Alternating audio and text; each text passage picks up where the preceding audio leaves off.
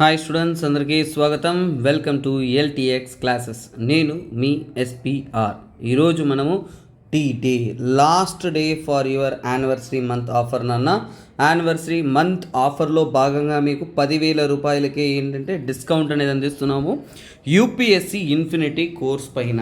So ఎవరైతే UPSC ఇంకా మరీ ఇతర కోర్సెస్ పైన మనం అందిస్తున్న ఆఫర్ అనేది ఈ రోజుతో అనేది ఎండ్ అవుతుంది. సో ఐఏఎస్ ప్రిపేర్ అవుతున్న స్టూడెంట్స్ ఎవరైతే మీ యొక్క లాంగ్ టర్మ్ ప్రిపరేషన్ స్టార్ట్ చేయాలనుకుంటున్నారో, మనకి ఎల్టీఎక్స్ ఇన్ఫినిటీ బ్యాచ్లో భాగస్వామ్యం కావాలి అనుకుంటున్నారు అంటే మీకోసం మనం అందిస్తున్న అద్భుతమైన కోర్సెస్ అనేది ఈ రోజుతో వ్యాలిడిటీ అనేది ఆఫర్ వ్యాలిడిటీ అయిపోతుందన్న. సో త్వరపడండి, మరీ చెప్తున్నాను. ఎందుకంటే ఏప్రిల్ 1st కంతా మీకు మొట్టమొదటి బ్యాచ్గా న్యూ బ్యాచ్గా అనేది మీకు ఫ్రెష్ బ్యాచ్ అనేది స్టార్ట్ అవుతుంది. ఈ బ్యాచెస్లో ఎవరైతే జాయిన్ అవ్వాలి అనుకుంటున్నారో ఐఏఎస్ ప్రిపరేషన్స్కి, సో వారంతా కూడా ఇందులో మీరు ఎన్రోల్ చేసుకోవచ్చు. ఎందుకంటే 15th March అనేది లాస్ట్ డే. ఇది లిమిటెడ్ పీరియడ్ ఆఫర్ మాత్రమే. సో ఈ ఆఫర్ అనేది ఈ రోజుతో ఎండ్ అవుతుంది. So kindly utilise this beautiful opportunity. UPSC infinity live మరియు రికార్డెడ్ పద్ధతిలో మీకు కోర్సెస్ అనేది 55,000 రూపీస్కే లైఫ్ టైం వ్యాలిడిటీతో అనేది అందుబాటులో ఉంటుంది. అలాగే ఈఎంఐ ఆప్షన్ కూడా 5,000 చొప్పున మీరు పే చేసుకుంటూ ఈఎంఐ ఆప్షన్ కూడా పొందవచ్చును. సో ఎవరైతే డ్రీమ్ చేస్తున్నారో వారందరికీ కూడా అద్భుతమైన అవకాశం అండి. ఆల్రెడీ అడ్మిషన్స్ అనేది ఫిల్ అయిపోతూ ఉన్నాయి. సో ఎవరైతే ఇంట్రెస్ట్ చూపిస్తున్నారో, so don't waste your time because this is the most valuable time of the day. అలాగే చూడండి, ఇంకేమైనా కానీ ఇన్ఫర్మేషన్ కావాలంటే ఈ కాంటాక్ట్ నెంబర్ని మీరు కాంటాక్ట్ అవ్వచ్చునన్న. మీకు తగినటువంటి ఇన్ఫర్మేషన్ అనేది వారు అద్భుతంగా అనేది అందిస్తారు. అలాగే చూడండి, అల్టిమేట్ కరెంట్ అఫైర్స్ కోర్స్. ఈరోజు మనము మన క్లాసెస్ వింటున్నారంటే మీకు కరెంట్ అఫైర్స్ ఎలా చెప్తున్నాము అనేది మీకు అద్భుతంగా అనేది అర్థమవుతుంది. అదేవిధంగా క్లియర్గా డీటెయిల్గా మీకు కరెంట్ అఫైర్స్, ఎందుకంటే హిందూ న్యూస్ అనాలిసిస్లో మనం కొన్ని న్యూస్లు కవర్ చేస్తాం. కొన్నిసార్లు డౌన్ టు ఎర్త్లో న్యూస్ రావచ్చు, హిందూలో రావచ్చు, ఇండియన్ ఎక్స్ప్రెస్లో రావచ్చు, పిఐబిలో రావచ్చు, యోజనాలో రావచ్చు, కురుక్షేత్రలో రావచ్చు, ఇలా పలు ఇతర ప్రాంతాల నుంచి కూడా మీ కరెంట్ అఫైర్స్ అనేది రావచ్చు. సో అందుకే కాంప్రహెన్సివ్గా కంబైన్డ్గా ప్రతి ఒక్క కరెంట్ అఫైర్స్ కవర్ చేస్తున్నటువంటి విధంగా రోజు రెగ్యులర్గా ఇందులో కవర్ కానివి, అంటే హిందూ పేపర్లో కవర్ కానివి అలాంటి కరెంట్ అఫైర్స్ కూడా మీకు ఎర్లీ మార్నింగ్ రోజు 8 AM మనమే అందిస్తున్నామండి. 1st April కంతా ఈ కోర్స్ కూడా ఏంటంటే 1st April కంతా కూడా బ్యాచెస్ అనేది స్టార్ట్ చేస్తున్నాం. సో ఎవరైతే యూపీఎస్సి కరెంట్ అఫైర్స్ ఎలా చదవాలి, ఏం చదవాలి కన్ఫ్యూజన్లో ఉన్నారో, క్లాసెస్ వింటే చాలు అనే విధంగా క్వాలిటేటివ్గా మీకోసం ఈ యొక్క అద్భుతమైన కరెంట్ అఫైర్స్ కోర్స్ అనేది అందిస్తున్నామండి. సో తప్పకుండా ఎవరైతే ఐఏఎస్ ప్రిపేర్ అవుతున్నారో, ఎందుకంటే ఇది life time validity course, flat 5,000 rupees discount. So చూడండి, 10,000 రూపాయలు కాస్ట్ చేసే కోర్స్ అనేది మీకు 5,000 రూపాయలకి సుమారుగా 5,000 రూపీస్ అనేది డైరెక్ట్ ఆఫర్ ఇస్తున్నాం. ఇది ఒకరోజు ఆఫర్ మాత్రమే, ఓన్లీ 1 డే ఆఫర్ ఉంటుంది. తరువాత మీకు ఈ యొక్క April 1st కంతా కూడా బ్యాచెస్ స్టార్ట్ అయిపోతుంది. సో ఇక్కడ చూడండి, ఆఫ్లైన్ బ్యాచెస్ కూడా మనకి ఈ రోజుతో ఆఫర్ అనేది ఎండ్ అవుతుందన్న. సో 1st April కంతా కూడా న్యూ బ్యాచెస్ అనేది మనం స్టార్ట్ చేస్తున్నాం. సో ఈ రోజుతో ఏంటంటే ఆఫర్ ఎండ్ అవుతుంది. 10,000 రూపీస్ ఫ్లాట్ డిస్కౌంట్ అనేది. So kindly utilise this offer. So ఇక్కడ చూడండి, మీ యొక్క కోర్స్ ఫీ అనేది 65,000 రూపీస్ మాత్రమే. 75,000 నుంచి 65,000కి 10,000 రూపీస్ ఫ్లాట్ డిస్కౌంట్. అలాగే 5,000 per month మీరు ఈఎంఐ కట్టుకుంటూ కూడా ఈ యొక్క కోర్స్ అనేది పొందవచ్చును. అలాగే ఎన్సీఆర్టీ ఫౌండేషన్ కోర్స్ కూడా మీకు అందిస్తాం. సో మన ఎంసీక్యూస్ ద్వారా ఎన్సీఆర్టీ క్వశ్చన్స్ కానీ అవన్నీ కూడా మన క్లాసెస్లో మీరు చూస్తుంటారు. అంతే అద్భుతంగా మీకు ఎన్సీఆర్టీ కోర్స్ అనేది అందిస్తున్నాం. 10,000 రూపాయలకే మీకు ఈ కోర్స్ అనేది అందుబాటులో ఉంటుంది. ఇది కూడా మీరు ఈఎంఐ ఆప్షన్ కట్టుకుంటూ 5,000 రూపాయలు నెల చొప్పున కూడా కట్టుకుంటూ ఈ కోర్స్ అనేది మీరు పొందవచ్చునన్న. 15th March వరకు మాత్రమే ఈ యొక్క కోర్స్ వ్యాలిడిటీ. ఈరోజు ఒక్కరోజే గుర్తుపెట్టుకోండి, this is the day final day of this offer. అలాగే చూడండి, మీరు ఆప్షనల్స్ ప్రిపేర్ అవ్వాలి అనుకుంటే PSIR, pub ad, sociology, anthropology and Telugu literature ఇలాంటి అద్భుతమైన ఆప్షనల్స్ అనేది మన ఇన్స్టిట్యూట్లో అందుబాటులో ఉన్నాయి. వీటి మీద కూడా ఏంటంటే 10,000 రూపీస్ ఫ్లాట్ ఆఫ్ అనేది ఉందన్న. 25,000 రూపీస్కే మీకు ఈ కోర్స్ అంటే 5 ఆప్షనల్స్ కూడా మీకు అందుబాటులో అనేది ఉంటుంది. 1st April కంతా కూడా మీకు న్యూ బ్యాచెస్ స్టార్ట్ అవుతుంది కాబట్టి kindly utilise this beautiful opportunity. ఓకేనన్న. సో మనము మన యొక్క హిందూ అనాలిసిస్ కంటెంట్లోకి వెళ్తాం. కంటెంట్లోకి వెళ్ళడానికి ముందు రోజు రెగ్యులర్గా మనం ఎంసీక్యూస్ చూస్తాం. ఎవరైతే ఎంసీక్యూస్లో పార్టిసిపేట్ చేస్తూ మీ యొక్క ఎగ్జామ్ సక్సెస్ రేట్ని పెంచుకోవడానికి మీరు ట్రై చేస్తున్నారో, that is very very very very good నాన్న. I appreciate your efforts. అలాగే చూడండి, సో ఇక్కడ నుంచి కూడా రెగ్యులర్గా మీరు క్వశ్చన్స్ మేము ఇస్తున్నామంటే ఈ క్వశ్చన్ టాపిక్ ఎండ్లో ఆ రోజు వచ్చిన కరెంట్ అఫైర్స్ ఎలిమెంట్స్ కానీ లేదంటే ముందు రోజున కరెంట్ అఫైర్స్ ఎలిమెంట్స్ నుంచి యూపీఎస్సీలో ఎలాంటి క్వశ్చన్స్ అడుగుతారో అదే ఫార్మేట్లో అడుగుతాం. సో ఇది స్టేట్మెంట్ బేస్డ్ క్వశ్చన్స్ నాన్న. ఈ క్వశ్చన్స్కి డైరెక్ట్గా మీకు వాట్ ఈస్ వాట్ అని తెలిస్తే ఇలాంటి క్వశ్చన్స్ని మీరు ఈజీగా అనేది ఆన్సర్ చేయగలరు. కాకపోతే మీరు దీన్ని ఆన్సర్ చేసేటప్పుడు చాలా జాగ్రత్తగా క్షుణ్ణంగా చూసి మీరు చదువుకొని ఆన్సర్ చేయాల్సి ఉంటుంది యూపీఎస్సీ ఎగ్జామినేషన్స్లో. అలాగే చూడండి, సో మీకు ఈ వీడియో కానీ మేము వేస్తున్న ఎఫర్ట్ కానీ మేము చెప్తున్న కంటెంట్ కానీ నచ్చింది అంటే తప్పకుండా మర్చిపోకుండా కమెంట్ సెక్షన్స్లో కమెంట్ అనేది చేయండి. So your valuable positive comments are acting as a boosting factor నాన్న. మీ యొక్క పాజిటివ్ కమెంట్స్ ద్వారానే మీకోసం ఇంకా ఎక్కువ ఎఫర్ట్ వేస్తూ కంటెంట్ అనేది మీకోసం మనం రెడీ చేస్తూ ఉంటాము. ఓకేనా? So let us get in to the content of the day. Question చూడండి, ఇంతకుముందు అడిగాను, ప్రాజెక్ట్ నేత్ర అంటే ఏంటి? ఫస్ట్ ఆఫ్ ఆల్ ప్రాజెక్ట్ నేత్ర అనేది మనకి తెలిసి ఉండాలి. Let me explain in a brief form. So చూడండి, సో ఇది కూడా కరెంట్ అఫైర్స్ ఈ నేత్ర అనేది. సో అందువల్ల ఈ ప్రాజెక్ట్ నేత్ర అని మీకు ఫస్ట్గా ఎక్స్ప్లెయిన్ చేస్తాను, తర్వాత ఆ క్వశ్చన్కి అయినా ఆన్సర్ చూద్దాం నాన్న. సో ఇది కూడా మనకి హిందూ న్యూస్ పేపర్లో కూడా ప్రెసెంట్ అయింది, అలాగే మిగతా న్యూస్ పేపర్లో కూడా ఇది ప్రెసెంట్ అయింది. సో అందువల్ల దీన్ని ఫస్ట్ మనం అనలైజ్ చేస్తాం. సో చూడండి, నేత్ర. ఓకేనా? సో ఆన్సర్ చెప్పేయచ్చు, but I'm explaining this content ఎందుకంటే ఇది చాలా ఇంపార్టెంట్ అయిన కంటెంట్, మీకు వెరీ వెరీ వెరీ ఇంపార్టెంట్. అతి ముఖ్యంగా ఎక్కడ ఇంపార్టెంట్ అంటే జిఎస్ పేపర్ 3లో మీకు సైన్స్ అండ్ టెక్నాలజీలో స్పేస్ టెక్నాలజీ కాన్సెప్ట్లో అతి ముఖ్యమైనది. సో నాన్న ఇక్కడ చూద్దాము. సో వాట్ ఈస్ నేత్ర? నేత్ర అంటే ఏంటంటే network for space. So first full form చూద్దాము. Network for space objects. So network for space objects tracking and analysising. So ఇక్కడ మీకు సమాధానం ఇక్కడే దొరికిపోతుందన్న. Tracking and analysis. Tracking and analysis అంటే ఏంటి? సో ఆకాశంలో అంతరిక్షంలో ఏవైతే శాటిలైట్ ఉన్నాయో అవి ఎంత మాత్రం ఉన్నాయి అనేది వాళ్ళు ట్రాక్ చేసిన తర్వాత వాటిని అనలైజ్ చేయడానికి అనే ప్రాజెక్ట్నే మనం నేత్ర అని అంటాం. ఏమంటాం మనము? నేత్ర ప్రాజెక్ట్ అని అంటాం. సో అంతరిక్షంలో ఉంటున్న సో కాల్డ్ స్పేస్ జంక్ అన్నిటిని కూడా వారు అనలైజ్ అనేది చేస్తూ ఉంటారు. ఓకేనన్నా? సో దీని ద్వారా మనకు అర్థమైపోతుంది సింపుల్ టర్మ్స్లో ఏంటంటే స్పేస్ జంక్. స్పేస్ జంక్ అంటే ఏంటి? అంతరిక్షంలో ఉంటున్న వ్యర్థము అంటే ఏంటి? సో సరే, ఈ ప్రాజెక్ట్ని ఎవరు లాంచ్ చేస్తున్నారు? ఇస్రో తరపు నుంచి లాంచ్ చేస్తున్నారు. ఎవరు లాంచ్ చేస్తున్నారు నాన్న? ఇస్రో తరపు నుంచి కూడా ముఖ్యంగా ఏంటంటే ఆర్బిటాల్ డెబ్రీ ట్రాకింగ్ అంటారు. Orbital debris. ఆర్బిటాల్ డెబ్రీస్ అంటే భూమి చుట్టూ తిరుగుతున్న, గుర్తుపెట్టుకోండి, భూమి చుట్టూ తిరుగుతున్న విషయాలు. డెబ్రీస్ అంటే తునకలు, చిన్న చిన్న పీసెస్, శాటిలైట్స్, పనికిరానివి, అవన్నిటినీ కూడా కలిపి మనం డెబ్రీస్ అని అనొచ్చు. సుమారుగా వీటిని ట్రాక్ చేయాలి అంటే ఎంతవరకు? ఈ డెబ్రీస్ ట్రాకింగ్కి రేడార్ ఉంటుంది. ఆ రేడార్ యొక్క స్కోప్ ఎంత? సో ఈ రేడార్ వచ్చి 1500 కిలోమీటర్స్ పరిధిలోను, అలాగే ఒక ఆప్టికల్ టెలిస్కోప్ కూడా ఉంటుందన్న. ఈ ఆప్టికల్ టెలిస్కోప్ రూపంతో వాటి ఉపయోగంతో ఏంటంటే వాటన్నిటినీ కూడా ఏంటంటే మనము ట్రాక్ చేయడం అనేది చేస్తున్నారు మన గవర్నమెంట్ తరపు నుంచి, అంటే ఒక ప్రాజెక్ట్ ద్వారా. అలాగే నాన్న, సో ఇలా ఉంటున్న స్పేస్ జంక్ అనేది ఏవి? ఈ స్పేస్ జంక్ అని చెప్పాను, వేటిని మనము స్పేస్ జంక్ అని అంటాం. ముఖ్యంగా ఏంటంటే నాన్న, సో ఇప్పుడు ఏంటంటే రాకెట్ సెవరల్ స్టేజెస్ దాటుకుంటూ పోతున్నప్పుడు ఆ స్టేజెస్లో ఏంటంటే ఒక్కొక్క పార్ట్ అనేది విడిచేస్తుంది. ఆ విడిచిన పార్టికల్స్, అలాగే ఏంటంటే డెడ్ శాటిలైట్స్, అంటే దాంతో కాలం అయిపోతుంది. ఒక శాటిలైట్ అనేది కొంతకాలం వరకు పనిచేస్తుంది, కాలం వరకు పనిచేసిన తర్వాత ఆగిపోతుంది. తర్వాత ఏంటి? స్పేస్ ఆబ్జెక్ట్స్, ఫ్రాగ్మెంట్స్ అంటే తునకలు నాన్న. ఈ శాటిలైట్ ఏదైతే ఉంటుందో వాటి యొక్క ఫ్రాగ్మెంట్స్, వాటిని మనం ఏమంటామంటే తునకలు, కానీ వాటిని ఇంకా డెబ్రీస్ అని అంటాం. ఇవన్నీ కూడా అంతరిక్షంలో ఉంటుంది. అలాగే ఏంటంటే వీటన్నిటినీ కూడా మనము ఎలాగైనా కానీ మనం ఏంటి నిర్మూలించాలి అనే దానికోసం ఎన్నో ప్రయత్నాలు అనేది నాట్ ఓన్లీ ఇండియా, ప్రపంచ స్థాయిలో ఉంటున్న దేశాలన్నీ కూడా ప్రయత్నిస్తూ ఉన్నాయి. అతి ముఖ్యంగా ఏంటంటే చూడండి, లో ఎర్త్ ఆర్బిట్, LEO అంటే లో ఎర్త్ ఆర్బిట్. లో ఎర్త్ ఆర్బిట్లో ఉంటున్న ఆబ్జెక్ట్స్ కానీ ఇవన్నీ కూడా చాలా థ్రెట్ అని చెప్తున్నారు. ఎందుకు సార్ అంత థ్రెట్ అంటేనన్నా, ఆపరేషనల్ శాటిలైట్ ప్రస్తుతం మనము ఆల్రెడీ కొత్తగా పనిచేయడానికి లాంచ్ చేస్తున్నాం కదా ఆపరేషనల్ శాటిలైట్స్ అనేది. ఈ శాటిలైట్స్ అనేది పనిచేస్తున్నప్పుడు ఏంటంటే ఇవి చాలా పెద్ద ప్రాబ్లం అయిపోతుంది. ఈవెన్ 1 సెంటీమీటర్ ఉండే చిన్న తునక చాలు.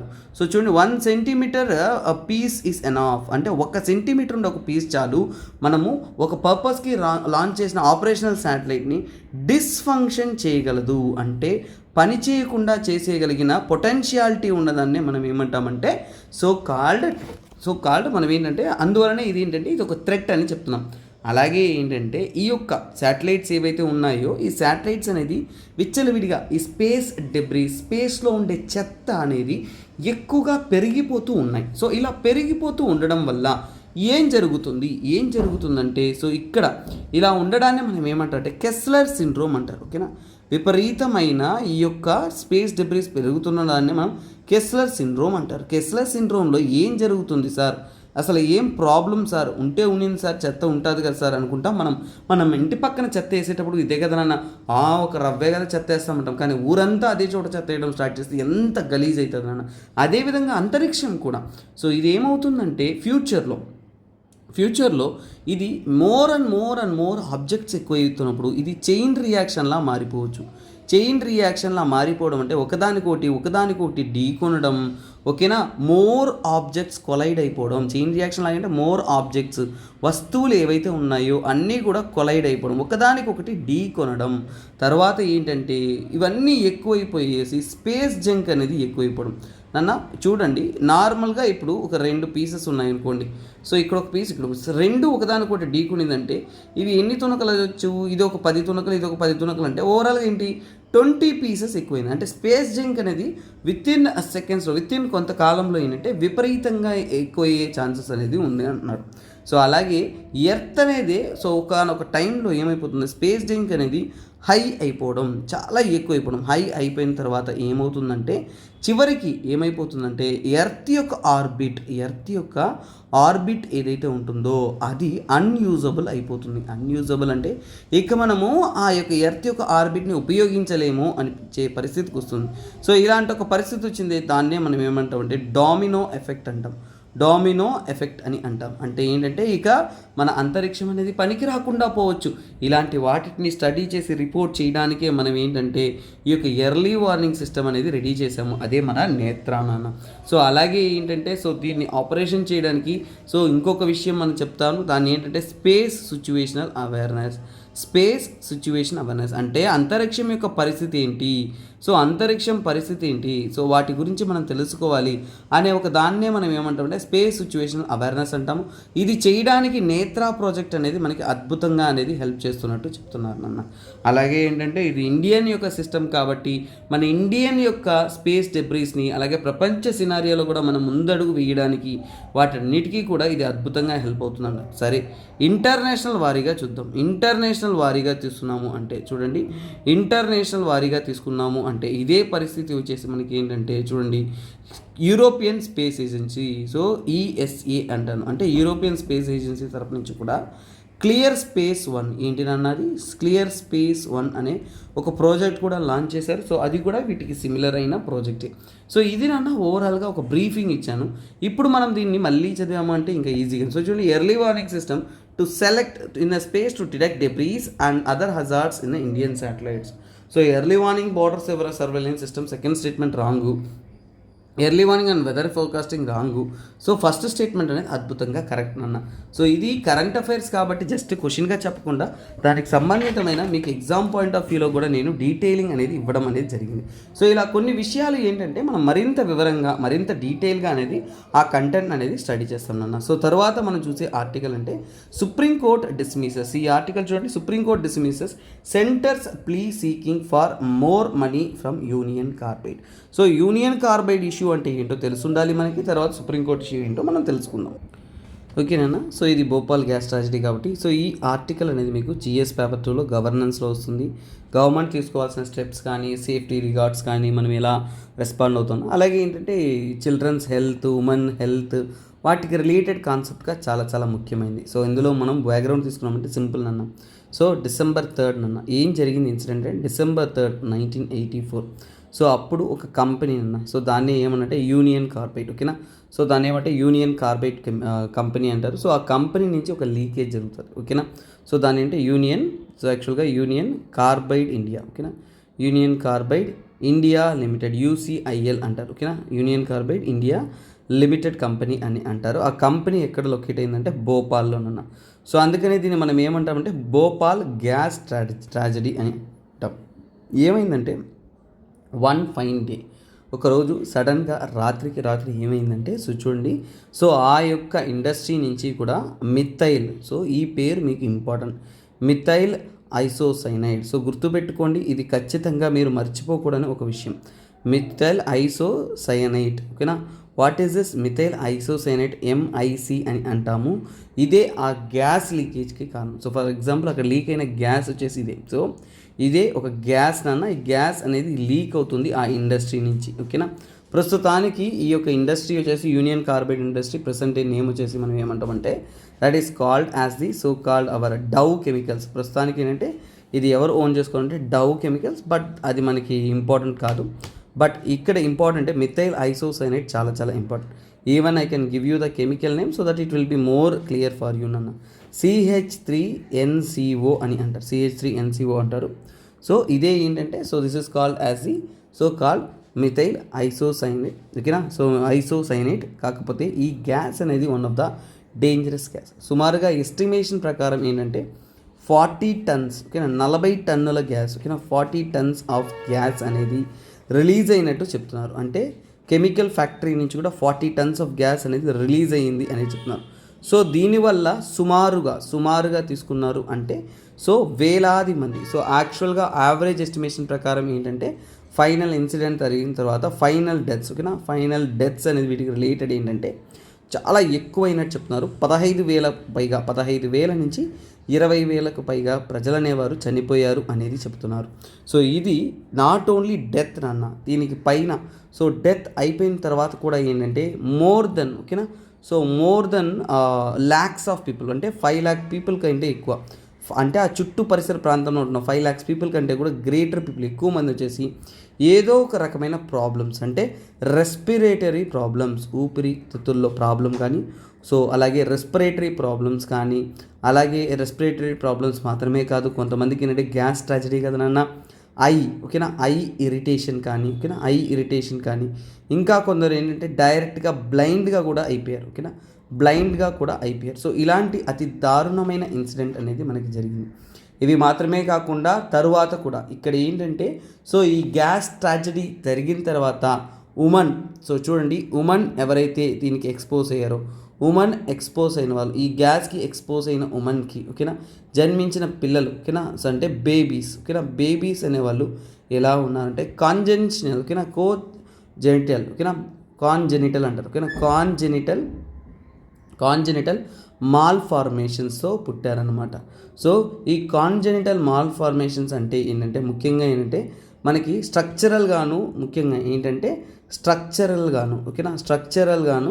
అలాగే ఏంటంటే ఫంక్షనల్ గాను డిసేబిలిటీ లాంటిది, అంటే ఏ ప్రాబ్లమ్స్ లాంటిది మనం చెప్పచ్చు. ఫంక్షనల్ గాను కొన్ని ఇష్యూస్, సో అనమోలీస్ అని అంటాం. ఇష్యూస్ అంటే అనమోలీస్, నార్మాలిటీ లేదు, నార్మల్గా లేదు అని మనం చెప్పచ్చు. ముఖ్యంగా ఏంటంటే so this is to the childs, అంటే వాళ్ళు పుట్టిన వెంటనే ఏంటంటే చిన్నపిల్లలకి యూటరస్ దగ్గర అలాంటి పార్ట్స్లో వచ్చేసి సర్టైన్ అనమోలీస్తో, అంటే డిఫరెన్షియాలిటీతో జన్మించడం అనేది జరిగింది. సో ఇలాంటి అతి దారుణమైన ఇన్సిడెంట్ అనేది అక్కడ జరగడం అనేది జరిగింది. ఇంకా చెప్పాలంటే ఐసోసైనైట్ అనేది ఎంత టాక్సిక్ గ్యాస్, సో ఇది చాలా చాలా టాక్సిక్ గ్యాస్ నాన్న. ఈ టాక్సిక్ గ్యాస్ ఎంత టాక్సిక్ అంటే చూడండి, ఒకవేళ ఎయిర్లో, గాలిలో వచ్చేసి ఈ యొక్క గ్యాస్ యొక్క లెవెల్ అనేది 21 ppm కంటే ఎక్కువ, గ్రేటర్ దెన్ దిస్ వెళ్ళిందంటే we die within minutes, ఓకేనా, విత్ ఇన్ మినిట్స్లో చచ్చిపోవచ్చు, ఓకేనా, విత్ ఇన్ మినిట్స్లో చనిపోవచ్చు, ఓకే, అంటే విత్ ఇన్ మినిట్స్లో చనిపోతారు. సో డెత్ అనేది అష్యూర్డ్, అంటే చనిపోతారని. అలాగే ఏంటంటే ఫ్యూచర్లో కూడా ఏంటంటే this will have a greater impact అనేది వాళ్ళు చెప్తున్నారు. సో ఇలాంటి ఇంపాక్ట్స్ వల్ల చాలా ప్రజలు అనేది చనిపోయారు. సో రీసెంట్గా ఒక అర్జీ పెట్టారు, ఏంటంటే మాకు కంపెన్సేషన్ సరిపోదు, ఇంకా ఎక్కువ కంపెన్సేషన్ ఇవ్వాలి అనేది వాళ్ళు మొరపెట్టుకున్నారు. దాన్ని కూడా ఏంటంటే రిజెక్ట్ అనేది అయ్యింది. సో దిస్ ఇస్ వాట్ నన్న. కాకపోతే గవర్నమెంట్ అనేది ఇలాంటి ఇన్సిడెంట్ జరిగిన తర్వాత కంపెనీస్ కూడా బాధ్యతతో ఉండాలి కాబట్టి వారు 1991లో ఒక యాక్ట్ కూడా తెచ్చారు నన్న. దాని ఏంటంటే public liability insurance act. So industries అనేది పబ్లిక్ మీద కూడా లయబుల్గా ఉండాలి, సో వాళ్ళు బాధ్యతగా ఉండాలి, ఓకేనా. సో వారు రెస్పాన్సిబిలిటీ తీసుకోవాలి అనే విధంగా లయబిలిటీ ఇన్సూరెన్స్ యాక్ట్ అనేది పాస్ చేశారు. అలాగే ఇది మన ఇండియాలో జరిగిన గ్యాస్ ట్రాజడీ అంటే కెమికల్ ట్రాజడీస్ కానీ డిజాస్టర్స్లో అతి ముఖ్యమైన వరల్డ్లో కూడా తీసుకున్నారు. అంటే కొన్ని ఇంపార్టెంట్ గ్యాస్ ట్రాజడీ ఇన్సిడెంట్స్ కానీ అవి ఉంటాయినన్న. సో మ్యాన్ మేడ్ డిజాస్టర్, అందులో ఇప్పటికీ కూడా చెరిగిపోయిన దారుణమైన విషయం ఏదన్నా ఉందంటే అది భోపాల్ గ్యాస్ ట్రాజడీ. సో ఎందుకంటే ఇప్పటికీ కూడా ఈ యొక్క ఇన్సిడెంట్తో సఫర్ అయిన వాళ్ళు చాలామంది వేలల్లో ఉన్నారన్న. సో ఇది మాత్రమే కాదు, ఇంకా కొందరికి ఏంటంటే ఇలాంటి ఒక ఇన్ఫెక్షన్ వచ్చిన తర్వాత వారికి ఇంకో కోమార్బిడిటీస్ అంటే వేరే ఇన్ఫెక్షన్ అంటే ఫంగల్ ఇన్ఫెక్షన్స్ కూడా ఎక్కువ వస్తున్నట్టు చెప్తున్నారు. అంటే ఫంగల్ ఇన్ఫెక్షన్స్ కూడా ఈ ప్రాంతంలో అనేది విపరీతంగా స్ప్రెడ్ అవుతున్నట్టు, ముందు కన్నా కానీ నార్మల్ కన్నా కానీ ఎక్కువ రైజ్ అయినట్టు, ఇవన్నీ కూడా డేటా. సో ఇది మనం చాలా జాగ్రత్తగా గుర్తుపెట్టుకోవాలి. ఎందుకంటే ఎన్నో విషయాలు అనేది ఏంటంటే ఒక విషయంని ఇన్సిడెంట్ జరిగింది, కెమికల్ యాక్సిడెంట్ జరిగిందంటే తరువాత ఆ యొక్క జీవితం అనేది నార్మల్సీకి రాదు. అలాగే అక్కడ నివసిస్తున్న ప్రజల యొక్క లైఫ్ స్టైల్ కానీ వాళ్ళ యొక్క జీవనాలు కానీ ఎన్నో అప్స్ అండ్ డౌన్స్ కానీ సీరియస్నెస్ కానీ వాళ్ళు ఫేస్ చేయాల్సిన అవసరం అనేది ఉంటుంది. సో అలాగే చూడండి, సో ఇక్కడ చూసారు. సో ఈ వర్డ్కైనా మీనింగ్ మీరు గుర్తుపెట్టుకున్నా కోజెనిటల్, ఓకేనా, కాన్జెనిటల్ మాల్ ఫంక్షన్, ఓకేనా, మాల్ ఫార్మేషన్స్ అంటారు. ఇది చాలా ఇంపార్టెంట్. ఇది ముఖ్యంగా ఏంటంటే ఇది పిల్లలకు, ఓకేనా, బర్త్ డిఫెక్ట్స్లో ఒకటి. బర్త్ డిఫెక్ట్స్ అంటారు అంటే పుట్టగానే ఒక డిఫెక్ట్స్తో జన్మిస్తున్నారు అనేది ఇది. సో అందుకే ఇది చాలా ఇంపార్టెంట్. అదేవిధంగా గవర్నమెంట్ తీసుకున్న నిర్ణయాల్లో నేనేం చెప్పాను, పబ్లిక్ లయబిలిటీ ఇన్సూరెన్స్ యాక్ట్ అని చెప్పాను కదా. సో దీని ద్వారా ఏంటంటే ఇక నుంచి ప్రజలకు కూడా మనం బాధ్యత తీసుకోవాలని కంపెనీలు ఎన్విరాన్మెంట్ రిలీఫ్ ఫండ్ కూడా వాళ్ళు క్రియేట్ చేయాలి అనేది చెప్పారు. అంటే ఎన్విరాన్మెంట్ రిలీఫ్ ఫండ్ అంటే మీరు ఒక కంపెనీ లాంచ్ చేసి రన్ చేస్తున్నారు అంటే ఆ కంపెనీ ద్వారా అంటే మన చుట్టూ ఉంటున్న ఎన్విరాన్మెంట్ని వాటిని పొల్యూట్ చేయకుండా ఉండడానికి, అలాగే మనం వాటిని కంపెన్సేట్ చేయడానికి ఈ ఫండ్ అనేది ఉపయోగించుకోవాలనేది వీరి యొక్క మెయిన్ ఉద్దేశం, ఓకేనా. సో దిస్ ఇస్ వాట్ నాన్న ఈ ఆర్టికల్ యొక్క పూర్తి వివరణ అనేది సింపుల్ అండ్ డీటెయిల్గా అనేది ఇవ్వడం జరిగింది, ఓకేనా. సో నెక్స్ట్ ఆర్టికల్లోకి చూద్దాం. So I keep watching your comments అన్న, those are more positivating with the content. Thanks for you. So మర్చిపోకుండా కమెంట్ చేయడం మర్చిపోవద్దు. I keep watching every one of you. So from now onwards I'll mention your names also so that we can have a passive interaction. Okay students, next topic చూడండి ఇక్కడ. So this is about the tribal affairs అన్న, tribes గురించి. అందులో PMPVTG. So చూడండి PMPVTG అంటే PVTG tribes అంటే ఏంటి, ముఖ్యంగా ఏంటంటే vulnerable tribal groups, primitive vulnerable tribal groups అంటాము. Particularly that's it. PVTG అంటే ఏంటంటే పర్టికులర్లీ వల్నరబుల్ ట్రైబల్ గ్రూప్ ఉంటాం. దానికి ముందు దీని పేరు వచ్చేసి ప్రిమిటివ్ ట్రైబల్ గ్రూప్ అని ఉండేది. సో ఇది ఎలా వచ్చింది ఏంటి అని చూసాం. రీసెంట్గా ఫైనాన్స్ మినిస్ట్రీ ద్వారా ఏంటంటే 15,000 కోట్ల దాకా ఏంటంటే వారిని బాగుపరచడానికి ఇంకా బెటర్మెంట్ చేయడానికి పిఎం తరపు నుంచి పిఎం ఫండ్స్ నుంచి కూడా డెవలప్మెంట్ మిషన్ అనేది లాంచ్ చేసినట్టు చెప్పారు. సో ఫస్ట్ ఆఫ్ ఆల్ ఏంటంటే ఈ పీవీటీజీ ఎలా స్టార్ట్ అయింది ఏంటి అనేది మనం పూర్తి వివరణ చూడాలన్న. సో ఫస్ట్ ఆఫ్ ఆల్ ఏంటంటే ఈ టాపిక్ అనేది మీకు జిఎస్ పేపర్ 2లో గవర్నెన్స్లో ట్రైబల్ గవర్నెన్స్ వాటికి రిలేటెడ్ కంటెంట్లో ఎక్కువగా అనేది వస్తుంది. సో అందులో మనము ఇప్పుడు కొద్ది పూర్తి వివరణ అనేది చూద్దాం. సో ఇందులో ఏంటంటే నాన్న ఈ యొక్క పీవీటీజీస్ కానీ వీటిని అనేది ఏ మినిస్ట్రీ అండర్లో ఉంచుతానంటే, సో చూడండి మినిస్ట్రీ ఆఫ్ ట్రైబల్ అఫైర్స్, ముఖ్యంగా ఏంటంటే ట్రైబల్ అఫైర్స్లో సో ట్రైబల్ వెల్ఫేర్ కోసం లాంచ్ చేసిన స్కీమ్ నాన్న. So tribal affairs related. So ఇందులో వారు చెప్తున్న విషయం ఏంటి ఓవరాల్గా. సో ఫస్ట్ ఆఫ్ ఆల్ ఈ పేరు ఎలా వచ్చింది. సో చూడండి ఈ పీవీటీజీ ట్రైబ్స్కి కావాల్సిన ఫండ్స్ అంతా కూడా 100% సెంట్రల్ గవర్నమెంటే భరిస్తుంది అన్న. 100% సెంట్రల్ గవర్నమెంటే భరిస్తుంది. వారి యొక్క బాగోగులు మెరుగు చూడడానికి వారే ముందుకు వస్తారు. సో అలాగే చూసారు అంటే ట్రైబల్ పాపులేషన్, మన ఇండియాలో ట్రైబల్ పాపులేషన్ ఎంతమంది. సో మన ఇండియాలో జనరల్గా ట్రైబల్ పాపులేషన్ తీసుకున్నాము అంటే సుమారుగా ఏంటంటే 8.6% అనేది మన ఇండియా యొక్క ట్రైబల్ పాపులేషన్. టోటల్ పాపులేషన్లో మన ట్రైబల్ పాపులేషన్ వచ్చేసి 8.6%. ఇలాంటి వాల్యూస్ అనేది మీకు ఇంపార్టెంట్గా అనేది ఉంటుందన్న. తర్వాత 1973లో ఏంటి అంటే దెబార్ కమిషన్ ఒకటి స్థాపించారు. ఏంటది దెబార్ కమిషన్ అనేది ఒకటి స్థాపిస్తారు. ఈ దెబార్ కమిషన్ స్థాపించిన తర్వాత ఏం చెప్తారు అంటే ఇక్కడి నుంచి మనము అన్ని ట్రైబ్స్ గ్రూప్స్లో కొందరిని అంటే కొంతమంది ప్రముఖంగా ఉంటున్న వారిని మనం ఏంటంటే చాలా సెన్సిటివ్ పీపుల్, ఇంపార్టెంట్ పీపుల్ అనే వారిని సెలెక్ట్ చేసి వారిని ఏంటంటే పీటీజీస్గా అనౌన్స్ చేస్తారు. వాట్ ఈస్ దిస్ పీటీజీస్ అంటే ప్రిమిటివ్ ట్రైబల్ గ్రూప్స్. ఏంటినన్నా ప్రిమిటివ్ ట్రైబల్ గ్రూప్స్ అంటే ఎప్పటి నుంచో వాళ్ళు వెనకబడి ఉంటున్న ఒక ట్రైబల్ గ్రూప్స్గా వారిని గుర్తించారు. సో ఇలా ప్రిమిటివ్ ట్రైబల్ గ్రూప్స్ని గుర్తించిన తర్వాత ఏంటంటే నెక్స్ట్ ఎప్పుడంటే సో దట్ ఈస్ యువర్ 2006 అన్న. 2006లో కొన్ని సవరణలు చేస్తారు. సో అప్పటికి పీటీజీస్ నుంచి కూడా పేరు మార్చేశారు నాన్న. పీటీజీ అనేది కాకుండా ఇక నుంచి ఏంటంటే మేము పేరు మారుస్తున్నాం అనేది పీవీటీజీగా చేశారు. సో అప్పటి నుంచే మనం ఏంటంటే పర్టికులర్లీ సో ఏమన్నారు, పర్టికులర్లీ వల్నరబుల్ గ్రూప్స్గా అనేది అనౌన్స్ చేశారు. Vulnerable tribal groups. సో ఇక్కడ నుంచి ఏంటి, పర్టికులర్లీ వల్నరబుల్ ట్రైబల్ గ్రూప్స్ అన్నమాట.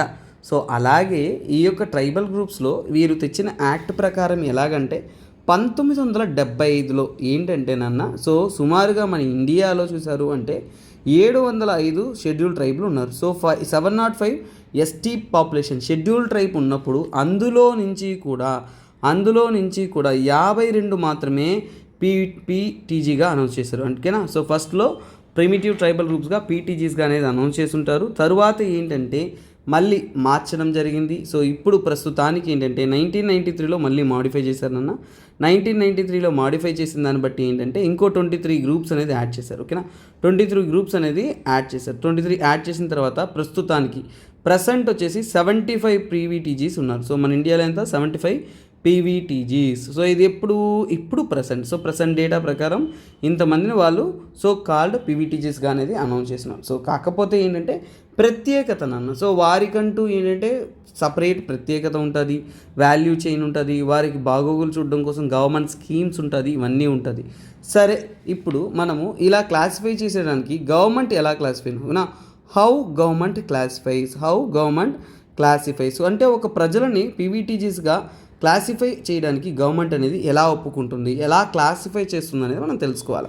సో అందులో ముఖ్యంగా ఏంటంటేనన్నా ఈ ట్రైబల్ పాపులేషన్స్లో ఎవరి జనాభా అయితే స్టాగ్నెంట్ అవుతుందో లేదంటే ఆర్ డిక్లైనింగ్ అంటే వారి యొక్క జనాభా అనేది తగ్గుతూ వస్తున్నప్పుడు వారిని సంరక్షించాల్సిన బాధ్యత అనేది గవర్నమెంట్ అనేది తీసుకుంటుంది.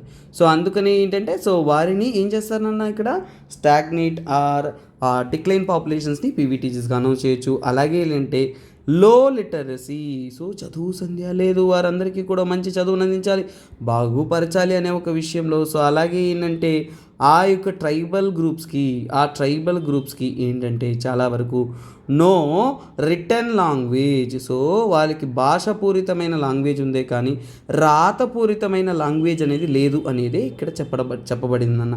సో ఇవి మాత్రమే కాకుండా వారు ఇంకా కూడా ఏంటంటే పురాతనమైన పద్ధతులను ఫాలో అవుతున్నారు. అంటే ఏంటి, ప్రీ అగ్రి అంటే ఏంటంటే వారి యొక్క మెథడ్స్ అంతా కూడా ఏంటంటే పురాతన పద్ధతుల్లో ఉంటుంది. ఫర్ ఎగ్జాంపుల్ ఏంటంటే వేటగాళ్ళ హంటింగ్ చేయడం కానీ, అలాగే గ్యాదరింగ్ కానీ ఇంకా చెప్పాలంటే షిఫ్టింగ్ కల్టివేషన్స్ ఇలాంటి వాటిలో ఇన్వాల్వ్ అయి ఉంటారు. సో అందుకే వాటిని మనము మార్చాలి, వాళ్ళ లైఫ్ స్టైల్ని చేంజ్ చేయాలి అనేది గవర్నమెంట్ యొక్క గట్టి దృక్పథం. So they are creating a betterment for them. So అందుకే ఇక్కడ ఇంకా చెప్పాలి అంటే వారికి టెక్నాలజికల్ కాంటాక్ట్ ఉండదు, ఫిజికల్లీ ఐసోలేటెడ్గా ఉంటారు, ఎన్నో చెప్పచ్చు. అలాగే మార్పును అంత త్వరగా కోరుకునే ప్రజలు కాదు. అలాంటి వారిని ఇలా పీవీటీజీస్గా వారి బాగు కోసం అనేది గవర్నమెంట్ అనౌన్స్ చేస్తుంది. సో అలాగే హై పీవీటీజీస్ మన ఇండియాలోని ఎక్కువగా ఈ యొక్క హై పీవీటీజీస్ అనేది ఎక్కడున్నారంటే హై పీవీటీజీస్ అనేది మనకి హైయెస్ట్ నెంబర్ వచ్చేసి ఒడిశాలో అనేది ఉన్నారు నాన్న. సో ఒడిశా ప్రాంతంలోనే మనకి ఎక్కువగా ఏంటంటే ఈ పీవీటీజీస్లో అత్యధికమైన జనాభా అనేది నివసిస్తూ ఉన్నారు. సో ఇది overall briefing of the article. So next ఆర్టికల్లోకి వెళ్దాం. సో నెక్స్ట్ ఆర్టికల్లోకి వెళ్ళడానికి ముందు ఆంధ్రప్రదేశ్లో గ్రూప్ 1, గ్రూప్ 2 ప్రిపేర్ అవుతున్న ప్రతి ఒక్క స్టూడెంట్కి గుర్తుండిపోయేలాగా అతి ముఖ్యమైన ఆఫర్ నాన్న. చూడండి, ఇక 1 డే మాత్రమే ఈ ఆఫర్ వ్యాలిడిటీ ఉంది. గ్రూప్ 1 ఏపీఎస్సి గ్రూప్ 1 ప్రిపేర్ అవుతుందంటే మీ యొక్క పూర్తి కోర్స్ అనేది 35,000 రూపాయలకే అందుబాటులో అనేది ఉంటుంది. అలాగే చూశారు అంటే గ్రూప్ 2 అయిన కోర్స్ కూడా మనం అందిస్తున్నాం. సో గ్రూప్ 2 కూడా ఏంటంటే మీకు 15,000 రూపీస్కే ఆఫర్ అనేది అందుబాటులో ఉంటుంది. సో ఫ్లాట్ డిస్కౌంట్ ఆఫర్ అనేది లిమిటెడ్ పీరియడ్ మాత్రమే, తర్వాత మీకు ఫ్లాట్ డిస్కౌంట్ అనేది అందుబాటులో ఉండదు. కాబట్టి సో మిస్ కాకుండా ఇలాంటి ఒక గోల్డెన్ ఆపర్చునిటీ మీరు ఉపయోగించుకుంటారనేది భావిస్తున్నాను. ఓకేనా. So let's get in to the next content of the day. So landfills. So ఈ ఆర్టికల్ దేని గురించి, landfills catch fire during summer. ఎండాకాలం వస్తుంది, ల్యాండ్ ఫిల్స్ అంటే ఏంటి, మనం చెత్త చెదరం అంతా కూడా గుట్టలు గుట్టలుగా వేసేస్తూ ఉంటామా కదా. ఈ టాపిక్ ఇది అనేది మీకు ఎన్విరాన్మెంట్లో చాలా చాలా చాలా చాలా ఇంపార్టెంట్ టాపిక్ నాన్న. ఎన్విరాన్మెంట్లో ఈ టాపిక్ని నేను మెయిన్స్ లెవెల్లో అనలైజ్ చేస్తాను, ఎందుకంటే ఈ నోట్స్ నేను ఏదైతే ఈ టాపిక్కి ఇప్పుడు రాయబోయే నోట్స్ మీకు మెయిన్స్ లెవెల్లో చాలా ఇంపార్టెంట్ అన్న, డీటెయిల్ అనాలిసిస్ అనేది చేస్తాను. So first of all land fill అంటే ఏంటి, సో పదంతో మనం స్టార్ట్ చేస్తాం. సో ఈ కంటెంట్ నేను ఏదైతే ఇస్తున్నానో ఇది మెయిన్స్ లెవెల్ అనాలిసిస్ నాన్న, ప్రిలిమ్స్ లెవెల్ కాదు, డీటెయిల్ అనాలిసిస్ అనేది చేస్తాను. First of all land fill అంటే ఏంటి, ఫర్ ఎగ్జాంపుల్ ఏంటంటే డంపింగ్, రబ్బిష్, వేస్ట్ గార్బేజ్ అవన్నీ కూడా డంప్ చేసే ప్రాంతము. ముఖ్యంగా ఏంటి, గార్బేజ్ డంప్. సో చెత్త చెదారం ఊరవతల ఓ పెద్ద కొండలాగా వేస్ట్ మెటీరియల్స్ అంతా డిపాజిట్ చేసి ఉంటారు, అలాంటి వాటిని మనం గార్బేజ్ డంప్ అని అంటాము. కాకపోతే ఈ ల్యాండ్ ఫిల్ అనేది ఓల్డెస్ట్ అండ్ కామన్ మెథడ్ నాన్న. Oldest and common, most common అనొచ్చు. మోస్ట్ కామన్ ఎందుకంటాను నేను, చాలా వరకు అందరూ ఫాలో అయ్యే పద్ధతి అదే కదా నాన్న. చెత్త మీ ఇంట్లో ఉందంటే ఏం చేస్తారు, ఎక్కడో ఒక చోట గొట్టగా వేస్తుంటారు. మన ఇండియన్ కల్చర్లో కానీ ఎక్కడన్నా చూసినా కానీ కామన్గా ఫాలో అయ్యే పద్ధతి కదా నాన్న. సో ఖచ్చితంగా అందరూ ఫాలో అయ్యే నార్మల్ థింగ్. కాకపోతే యూఎస్కి చెందిన ఎన్విరాన్మెంట్ ప్రొటెక్షన్ ఏజెన్సీ చూడండి, యూఎస్కి చెందిన ఎన్విరాన్మెంట్ ప్రొటెక్షన్ ఏజెన్సీ ఏం చెప్పిందంటే, సో ఇక ఈ పురాతనమైన పద్ధతి అందరూ ఫాలో అవుతున్నారు కాబట్టి మీ ఇష్టానికి మీరు చేస్తే కరెక్ట్ కాదు, దానికంటూ కొన్ని ఫాలో చేయాలి, రూల్స్ అండ్ రెగ్యులేషన్స్ అనేది ఫాలో చేయాలి అనేది ఏజెన్సీ తరపు నుంచి తెలిపారు నాన్న. సో యూఎస్కి చెందిన ఏజెన్సీ తరపు నుంచి కూడా వారు కొన్ని గైడ్ లైన్స్ ఇచ్చారు. ఆ గైడ్ లైన్స్ని అనుసరించి మన ఇండియాలో ఓకేనా, సో వారు చెప్పిన గైడ్ లైన్స్ ఏదైతే ఉందో సేమ్ గైడ్ లైన్స్ని కొద్దిగా అనుసరించి మన ఇండియాలో ఏంటంటే సాలిడ్ వేస్ట్ మేనేజ్మెంట్ రూల్స్ అనేది ఫామ్ చేస్తాం. So solid waste management rule ఏంటినన్నా మనం ఫామ్ చేసిన సాలిడ్ వేస్ట్ మేనేజ్మెంట్ రూల్స్ అంటే మన ఇంట్లో ఊర్లో వస్తున్న చెత్త అన్నీ కూడా మనం రక్షించుకోవాలి, ఏం చేయాలి, ఎలా దాన్ని మేనేజ్ చేయాలి అనే ఒక రూల్స్ అనేది ఇచ్చారు. అలాగే ల్యాండ్ ఫిల్స్ని ఎలా మనం మెయింటైన్ చేయాలి అనే దానికి రూల్స్ అండ్ రెగ్యులేషన్స్ కూడా ఫామ్ చేశారు. సో ఈ ఎస్డబ్ల్యూఎం, సో దీన్ని ఏమంటాం, ఎస్డబ్ల్యూఎం రూల్స్ 2016. ఏమైనా షార్ట్ ఫామ్ వస్తే ఎస్డబ్ల్యూఎం రూల్స్ 2016. ఈ రూల్స్ ప్రకారం గవర్నమెంట్ అనేది ఏం చేస్తుంది, చాలామంది చెత్తను చూస్తే కొన్ని రూల్స్ అండ్ రెగ్యులేషన్స్ మనం మాట్లాడుతుంటాం కదా, మీకు తెలియాలి కదా మాట్లాడడానికి రూల్స్ అండ్ రెగ్యులేషన్. అవి చూడండి, రివర్ నుంచి కూడా 100 మీటర్స్ అవే, చూడండి 100 మీటర్ల దూరంగా ఉన్న నది ప్రాంతాల్లో నుంచి కూడా ఈ డంప్ యార్డ్స్ కానీ ఈ గార్బేజ్ ఫిల్స్ కానీ ల్యాండ్ ఫిల్స్ అనేది సుమారుగా 100 మీటర్లు అవేగా ఉండాలి. అలాగే కొలనులు పాండ్స్ ఏవైతే ఉన్నాయో సో వాటి నుంచి 200 మీటర్స్ దూరంగా ఉండాలి, అంటే అంత పరిసర ప్రాంతంలో అనేది అవేగా అనేది ఉండాలి. అలాగే ఏంటంటే మనం ఇంకా చూసాము అంటే హైవేలు కానీ అలాగే హ్యూమన్ హ్యాబిటేషన్సే మనుషులు నివసించే స్థలం ఓకేనా, హ్యాబిటేషన్స్ కానీ అలాగే పబ్లిక్ పార్క్స్ కానీ ఓకేనా, పబ్లిక్ పార్కులు కానీ, ఇంకా చెప్పాలి అంటే బావులు, వాటర్ సప్లై వెల్స్ అంటే మనకి కొన్ని కంబైన్డ్ ప్లేసెస్ ఉంటాయి ఓకేనా, అలాంటి వాటర్ సప్లై వెల్స్ అనేది ఉంటాయి. వీటన్నిటికీ కూడా కంపేర్ చేసుకుని ఉంటే 500 మీటర్స్ అవే ఉండాలి. ఎంత ఉండాలా, 500 మీటర్స్ అవే అనేది ఉండాలి. అలాగే ఎయిర్పోర్ట్ ఓకేనా, ఎయిర్పోర్ట్ కానీ అలాగే ఎయిర్ బేస్ కానీ వీటి నుంచి కూడా 20 కిలోమీటర్స్ దూరంలో ఉండాలి, 20 కిలోమీటర్స్ అవే అనేది ఉండాలి. సో ఇలాంటి రూల్స్ అండ్ రెగ్యులేషన్స్ ఫాలో అవుతున్నదా, ఇది మన so called solid waste management rules 2016 తరపు నుంచి. కానీ ఏ ఒక్క ల్యాండ్ ఫిల్ కూడా ఈ రూల్స్ అండ్ రెగ్యులేషన్స్ని ఫాలో అవ్వట్లేదండి. సో ఇది ఒక ముఖ్యమైన విషయం. అలాగే రీసెంట్ ఇన్సిడెంట్స్, ఇక్కడ మనకి డిస్కస్ చేసిన ఆర్టికల్ ఏంటంటే రీసెంట్ ఇన్సిడెంట్స్ అంటే ఏంటి, ఈ యొక్క ఫైర్ ఏదైతే జరిగిందో recent incidents of fire. So ఇలా ఫైర్ జరిగిన ఇన్సిడెంట్స్ ఎక్కడంతా కూడా మనం రిపోర్ట్ చేసామంటే గాజీపూర్లో ఒకటి జరిగింది ఓకేనా అన్న. సో గాజీపూర్లో జరిగింది ల్యాండ్ ఫిల్ ఫైర్ అనేది గాజీపూర్ ప్రాంతంలో అనేది జరిగింది. సో ఢిల్లీ పరిసర ప్రాంతాల్లో ఇది జరిగింది ఓకేనా. తర్వాత ఏంటంటే బల్స్వాలో ఒక ఇన్సిడెంట్ జరిగింది. సో తర్వాత ఏంటంటే పెరుంగుడి, ఇది తమిళనాడు దగ్గర చెన్నై దగ్గర ఏంటంటే పెరుంగుడి దగ్గర జరిగింది. సో ఇలాంటి ఇన్సిడెంట్స్ అనేది ఎన్నో అనేది రీసెంట్గా రిపోర్ట్ అవుతుంది. ఇవి కామన్ అయిపోతున్నాయి, ఇవి కొన్ని ఉదాహరణలు మాత్రమే. సరే, ఈ మధ్యకాలంలో ఇవన్నీ ఎక్కువ అవ్వడానికి కారణాలు ఏంటి, రీజన్స్ తెలియాలి కదా నాన్న.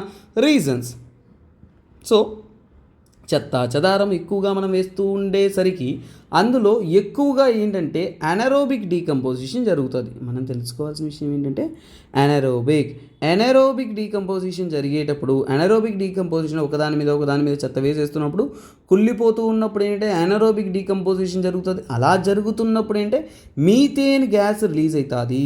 ఏమొస్తుందన్న మీథేన్ ఎమిషన్స్ అనేది ఆ చెత్తా చెదారం ఉంటున్న ప్రాంతాల్లో అనేది ఎక్కువగా ఉంటుంది. మీథేన్ అనేది ఏంటినన్నా highly inflammable. So highly flammable అంటే ఏంటి, ఎక్కువగా త్వరగా ఈజీగా అనేది మండిపోతుంది. సో అంతా కూడా తగలిపడిపోతుంది. సో అందుకనే ఏంటంటే ఈ ల్యాండ్ ఫిల్స్లో ఈ మీథేన్ కానీ ఇలాంటి క్వాంటిటీస్ ఉండడం వల్ల ఏంటంటే ఫైర్ అనేది త్వరగా అంటుకుంటుంది. తర్వాత ఇది ఒక ఫ్యాక్టర్ కారణం. తర్వాత మనుషుల కంట దారుణమైన విషయాలు ఏమీ లేవు అన్న. సో హ్యూమన్స్ ముఖ్యంగా ఏంటంటే స్మోకింగ్ కానీ ఫైర్ కానీ ఈ ప్రాంతంలో వెలిగిస్తూ ఇలా చేస్తున్నప్పుడు ఏంటంటే అవి ఈ ప్రాంతాన్ని ఇంకా ఫైర్ చేసే ఛాన్సెస్ అనేది ఎక్కువగా ఉందనేది చెప్తున్నారు. తరువాత ఇంకో ముఖ్యమైన విషయం ఏంటంటే టెంపరేచర్ నాన్న. సో చూడండి, టెంపరేచర్ అనేది ఇంకో ప్రముఖమైన విషయం. ఈ మధ్యకాలంలో హీట్ వేవ్స్ ఎక్కువ అవడం, టెంపరేచర్ విపరీతంగా ఉండడం, ఇంకా చెప్పాలి అంటే ఇలాంటి ఇన్సిడెంట్స్ సమ్మర్ మంత్స్లో ఎక్కువగా ఉంది. ఈ ఆర్టికల్ చెప్పింది అదే, సమ్మర్ మంత్స్లోనే మనకి ల్యాండ్ ఫిల్స్ ఇవన్నీ తగలడిపోవడం అనేది ఎక్కువగా ఉంటుంది. సో అనేది చెప్తున్నారు. సరే, తగలడింది, వాటి వల్ల ఇంపాక్ట్ ఏంటి, ప్రాబ్లమ్స్ ఏంటి అనేది మనం తెలుసుకోవాలా. నేను మెయిన్స్ లెవెల్ అనలైజ్ చేస్తున్నా అంటే బ్రాడ్గా డీటెయిల్గా ప్రతి ఒక్క విషయాన్ని మీకు అనలైజ్ చేస్తాను. ప్రాబ్లమ్స్ విషయానికి వచ్చానంటే ఎన్విరాన్మెంటల్గా ప్రాబ్లం ఏంటి, సో ఎన్విరాన్మెంట్ని ఇది ఎలా, ల్యాండ్ ఫిల్స్ యొక్క బర్నింగ్ అనేది ఎన్విరాన్మెంట్ని ఎలా ఇబ్బంది కలిగిస్తుందంటే స్మోక్ అనేది పొల్యూట్ చేస్తుంది, ఎయిర్ పొల్యూషన్ జరుగుతుంది. దాంతోపాటు ఇక్కడ నుంచి రిలీజ్ అయ్యే గ్యాసెస్ అంతా కూడా green house gases, so climate చేంజ్ని కూడా ప్రొపల్ చేస్తుందన్నమాట. తర్వాత ఆరోగ్యం, మానవుల యొక్క ఆరోగ్యం, హెల్త్ మీద ఎలాంటి ప్రభావం చేస్తుంది. సో పొగలో వెళ్ళారంటే ఏంటి, గొంతంతా మంట, దగ్గు, ఇచ్చి ఐస్, కళ్ళంతా మంట, పొగంతా కళ్ళ చుట్టూ కమ్మిందంటే ఏమనిపిస్తుంది, కళ్ళకి మంట అనిపిస్తుంది. బ్రీతింగ్ ప్రాబ్లమ్స్, లంగ్స్లో ప్రాబ్లమ్స్ వస్తుంది, బ్రీతింగ్ ప్రాబ్లమ్స్ వస్తుంది. ఇవన్నీ కూడా health impacts, immediate health impacts అని చెప్పచ్చు. సరే, ఇది ఒక పక్క. ట్రాన్స్పోర్టేషన్కి వచ్చిన ప్రాబ్లం ఏంటి నాన్న, ట్రాన్స్పోర్టేషన్ అంటే చుట్టూ పరిసర ప్రాంతాల్లో రవాణా శాఖకి దీనివల్ల వచ్చే సమస్య ఏంటి నాన్న, స్మోక్ అనేది ఎక్కువైపోతూ ఉందంటే ఆ ప్రాంతంలో ఏంటంటే వెహికల్స్ యొక్క ట్రాఫిక్ అనేది ఇబ్బంది పడుతుంది, ట్రాఫిక్ అనేది బాధితులకు గురవుతుంది. అలాగే ముఖ్యంగా ఏంటంటే పువర్ విజిబిలిటీ అంటే ఏంటి, ఎదురుగొచ్చే బండి కనిపించదు, అవునా కదా. సో అలాంటప్పుడు యాక్సిడెంట్ అయ్యే ఛాన్సెస్ ఎక్కువ. తరువాత చుట్టుపక్కల ఉంటున్న స్కూల్స్ ఇవన్నీ కూడా క్లోజ్ చేయడం కూడా జరుగుతుంది కదా. చిన్న పిల్లల యొక్క ఆరోగ్యం అనేది చాలా చాలా చాలా సఫర్ అవుతుంది. ఇవన్నీ కూడా బ్రాడర్ నాలెడ్జ్లో మనకు అర్థమవుతుంది. ఓకే, సరే, ఈ ల్యాండ్ ఫిల్స్ని, సో అసలైన సమస్య ఏంటి, సో ఇలా ల్యాండ్ ఫిల్స్ని మనం రికవర్ చేసుకోవాలి, అలాగే వీటిని అంటే వీటిని జాగ్రత్తగా మేనేజ్ చేయాలి అనే దానికి అవసరం ఏంటి, what is the need of the hour అంటే ప్రస్తుతానికి మనకి ఇప్పుడు దీన్ని ఎందుకు మనం జాగ్రత్తగా మేనేజ్ చేయాలి అనేది. ఫస్ట్ ఆఫ్ ఆల్ మన ఇండియాలో తీసుకున్నామంటే 48+ recognised large scale landfills ఉన్నాయి. అంటే లార్జ్ ల్యాండ్ ఫిల్స్ అనేది ఉన్నాయి, 48 లార్జ్ ల్యాండ్ ఫిల్స్ అనేది ఉన్నాయి. సో ఇవన్నీ కూడా ఎకనామిక్ బెనిఫిట్స్ వస్తుంది. వీటిని మనం కానీ రికవర్ చేసామంటే ఎకనామిక్ బెనిఫిట్ ఉంది. అదేంటి సార్, ఎకనామిక్ బెనిఫిట్ వస్తుందా, ఎలా వస్తుందో అడగాలి కదా. అంటే చూడండి, ఇవి సుమారుగా కవర్స్ అంటే సుమారుగా ఎంత ప్రాంతాన్ని ఇవి కవర్ చేసుకొని ఉన్నాయంటే సుమారుగా 5000 ఏకర్లు 5000 ఏకర్ల ల్యాండ్ని ఇవి కబ్జా చేసుకుని అంటే విస్తీర్ణతలో ఉన్నాయి. అంటే సుమారుగా క్రోర్స్ ఆఫ్ మనీ అనేది వీటి వెనక దాగి ఉన్నట్టు మనం చూడొచ్చు. సో వెలికి తీసి ఉపయోగపరిచామంటే ఆ యొక్క మనీ అనేది మనము ఎక్స్ట్రాక్ట్ చేయొచ్చు. తర్వాత ఏంటంటే ఆల్రెడీ రీచ్డ్ ద కెపాసిటీ అంటే మనము కొంతవరకు అవి ఉండొచ్చు అనొచ్చు, కానీ ఆల్రెడీ రీచ్డ్ ద కెపాసిటీ అంటే ఎంతైతే మనకి చెత్తా చెదారం ఉండాలో వాటికంటే కూడా ఎక్కువే ఉంది అన్నట్టు చెప్తున్నారు. అంటే ముఖ్యంగా హైట్ కూడా. సో చూడండి, ఈ యొక్క రూల్స్ చెప్పే కదా. సో ఏంటిది ఇక్కడ రూల్స్, ఎస్డబ్ల్యూఎం రూల్స్లో ఇంకోటి గుర్తుపెట్టుకోండి. సో హైట్, ఈ ల్యాండ్ ఫిల్స్ యొక్క హైట్ అనేది హైట్ అనేది ఏంటంటే చూడండి, it should not go beyond అంటే షుడ్ నాట్ బీ అంటే ఇది అంతకంటే ఎక్కువ ఉండకూడదు. Should not be above 20 metres, అంటే 20 మీటర్ల కంటే కూడా ఎత్తుగా అనేది ఈ ల్యాండ్ ఫిల్స్ అనేది ఉండకూడదు అనేది ఆ రూల్స్లో చెప్తున్నారు. కానీ అవి పాటిస్తున్నారా? లేదు. ఏదో కొండలు వేసినట్టు విపరీతమైన ఎత్తుకి అత్యధికమైన చెత్త ఒక సిటీ అవతల ఖచ్చితంగా ఉంటుంది. అలాగే సుప్రీంకోర్టు వారు చెత్త వేయకూడదని రూల్స్ అండ్ రెగ్యులేషన్ వేసినా కానీ ఫాలో అవుతున్నారా? లేదు. ఇంకొక పొల్యూషన్. సో ఇంకోటి ఏంటంటే పొల్యూషన్ సోర్స్గా దీన్ని చెప్తాము. పొల్యూషన్ సోర్స్, ముఖ్యంగా పొల్యూషన్ సోర్స్ అని ఎందుకు అంటామంటే, సో ఇప్పుడు ఏంటంటే వాటర్ని పొల్యూట్ చేస్తుంది, తర్వాత ఏంటంటే ఎయిర్ని పొల్యూట్ చేస్తుంది. ఎయిర్ అంటే గ్యాసెస్ ఇవన్నీ సరిపోద్ది, బట్ వాటర్ని ఎలా పొల్యూట్ చేస్తుంది అంటే ఇక్కడ గుర్తుపెట్టుకోండి, ఈ పదానికైన మీనింగ్ ఇంపార్టెంట్. లియాచైట్ ఓకేనా, లియాచైట్ అంటారు ఓకేనా. లియాచైట్ అంటే ఏంటి? లియాచైట్ అంటే ఏంటంటే బ్లాక్ లిక్విడ్ ఓకేనా, బ్లాక్ లిక్విడ్ ఊజింగ్. సో ముఖ్యంగా చూడండి, black liquid oozing from waste, దాన్ని లియాచైట్ అంటారు. సో ఇది గుర్తుపెట్టుకోండి, ఈ పదానికైన మీనింగ్ చాలా ఇంపార్టెంట్. ఏంటి సార్ అది అంటే, సో చూడండి, మీరు చెత్తనం ఎక్కడైనా కానీ పడేస్తున్నారంటే కింద నుంచి నల్లగా లిక్విడ్ వస్తుంది, అవునా, దాన్ని లియాచైట్ అంటారు. ఇంకా చెప్పాలంటే మీరు ఇప్పుడు కూడా మీ ఇంటి బయట ఉన్న ఒక చెత్త కుండీ కానీ ఎక్కడైనా పోయి చూడండి, అడుగు భాగంలో నల్లగా లిక్విడ్గా డ్రైనేజ్, ఇంకా అంతెందుకు మరీ చెప్తున్నాను, డ్రైనేజ్ మీరు చూసారంటే అంతకన్నా ఉదాహరణ ఉందిలేండి ఓకేనా. డ్రైనేజ్ ఎలా ఉంటుంది? బ్లాక్గా ఉంటుందా లేదా? అవన్నీ కూడా కారణం. తర్వాత ఇక్కడంతా కూడా ఎక్స్ప్లోషన్స్, ఫైర్ ఇవన్నీ జరిగాయంటేనన్నా ఇది ఒక డిజాస్టర్గా కూడా మారే అవకాశం ఉంది కదా. సో ఎందుకంటే మీథేన్ ఎక్స్ట్రీమ్ రిలీజ్ అయిందనుకోండి, అది కూడా డిజాస్టర్ అయ్యే ఛాన్స్ ఉంది. సో అందువల్ల మనం కాపాడుకోవాలనేది మన బాధ్యత, అవునా కదా. సో అలాగే నెక్స్ట్ ఏంటంటే డిసీజెస్ ఆరోగ్యం అనేది చాలా ఇంపార్టెంట్. సో ఇందువల్ల ఏంటంటే డిసీజెస్ ఎక్కువ స్ప్రెడ్ అవుతాయి, అనిమల్స్ ఎక్కువ ఏంటంటే చనిపోతూ ఉంటాయి, ఎన్నో ఇంపాక్ట్స్ అనేది అవుతున్నాయి. సో దీనికి స్టెప్స్ ఎవరు తీసుకున్నారా? హౌ టు రికవర్ గవర్నమెంట్ కానీ, అలాగే ఏంటంటే ప్రైవేట్ పార్టిసిపేషన్ కానీ, మున్సిపల్ కార్పొరేషన్స్ కానీ, అలాగే అవేర్నెస్, ప్రజలందరూ కూడా ఒకటై శుభ్రంగా, మీరు బాధ్యత తీసుకోకపోతే ఇంకెవరు బాధ్యత తీసుకొని మీ ఇంటిని శుభ్రపరుస్తారు, మీ చుట్టూ పరిసర ప్రాంతాలని శుభ్రపరుస్తారండి. ఖచ్చితంగా ప్రతి సామాన్యుడి యొక్క బాధ్యత. కాబట్టి everybody need to take responsibility and clear this so called menace. ఇలాంటి సమస్యలను మనమే బాధ్యత తీసుకొని మనము క్లియర్ చేయాలి అనేది మన యొక్క ఇంపార్టెన్స్, ఓకేనా. నెక్స్ట్ ఇంకో article so Europe pickup more arms even in a global weapon import drop. ఏం లేదన్నా, ఐరోపా దేశాలు, యూరోపియన్ కంట్రీస్ అనేది ఎక్కువ వెపన్స్ అనేది ఇంపోర్ట్ చేస్తున్నాయి. ఇది దేని అనుసరించిన రిపోర్ట్ అయితే SIPRI. సో SIPRI రిపోర్ట్ని సంబంధించిన ఒక రిపోర్ట్. సో ఇది ఏంటంటే ఆర్మ్స్ ఓకేనా. సో ప్రపంచవ్యాప్తంగా అనేది ఆర్మ్స్ అనేది, ఆయుధాలు అనేది ఎవరు ఎక్కువగా దిగుమతి చేస్తున్నారు, వాటి గురించి రిపోర్ట్ ఈ రిపోర్ట్ని నిన్న హిందూ అనాలిసిస్లో డీటెయిల్గా మనం అనలైజ్ అనేది చేసాము. సో ఇది 2018 నుంచి కూడా 2022 వరకు స్టడీ చేసిన రిపోర్టు. ఒక రిపోర్ట్ వచ్చిందంటే దానికి సంబంధితమైన కరెంట్ అఫైర్స్ మళ్ళీ రిపీట్ అవుతుంది. ఇది అలాంటి ఒక repeated current affairs. So you need not worry. So నిన్న ఆర్టికల్ చూసుకున్నారంటే నో ప్రాబ్లం. ఈరోజు ఈ వీడియో కొత్తగా చూస్తున్నారంటే మర్చిపోకుండా నిన్న ఆర్టికల్ పోయి చదవండి. That will help you a lot more ఓకేనా. So this is it so ఈ ఆర్టికల్ సంబంధించి ఈ మాత్రం చాలు. Let's get in to the next content. అంతకంటే ముందు తెలంగాణ స్టూడెంట్స్ ఎవరైతే గ్రూప్ 2, గ్రూప్ 1 ప్రిపేర్ అవుతున్నారో వారందరికీ కూడా ఒక అద్భుతమైన అవకాశం. ఫైనల్ డే ఈరోజు, ఒక్కరోజు మాత్రమే ఆఫర్ ఉంది సో మీకు ఫ్లాట్ 5,000 రూపీస్ ఆఫర్ అనేది, డిస్కౌంట్ అనేది అందిస్తున్నాము గ్రూప్ 2 ప్రిపేర్ అయ్యే స్టూడెంట్స్కి గాను. అలాగే మీకు ఫ్లాట్ 10,000 రూపీస్ అందిస్తూ ఉన్నాము గ్రూప్ 1 ప్రిపేర్ అయ్యే స్టూడెంట్స్కి గాను. మన కోర్సెస్ ఏదైనా కానీ లైఫ్ టైం వ్యాలిడిటీ అయిన కోర్సెస్, కొత్త బ్యాచెస్ అనేది మీకు 1 ఏప్రిల్కి అంతా స్టార్ట్ అవుతున్నాం. కాబట్టి ఎవరైతే మీ యొక్క డ్రీమ్ జాబ్ కోసం పరుగులు తీయాలనే ప్రయత్నంతో మీరు ఉన్నారు అంటే మీకైనా అద్భుతమైన అవకాశం ఇదేనండి. Don't miss this golden opportunity. So this is your final day offer. So kindly keep posting. So కావాల్సిన ఇన్ఫర్మేషన్స్ అంతా కూడా ఏంటంటే ఈ కాంటాక్ట్ నెంబర్ని కాంటాక్ట్ అయ్యంటే మీకు ఖచ్చితంగా ఇస్తారు. సో అందువలనే సో మీరు ఎవరైతే జాయిన్ అవ్వాలనుకుంటారో మీ సర్కిల్ ఎవరన్నా కానీ kindly share with them.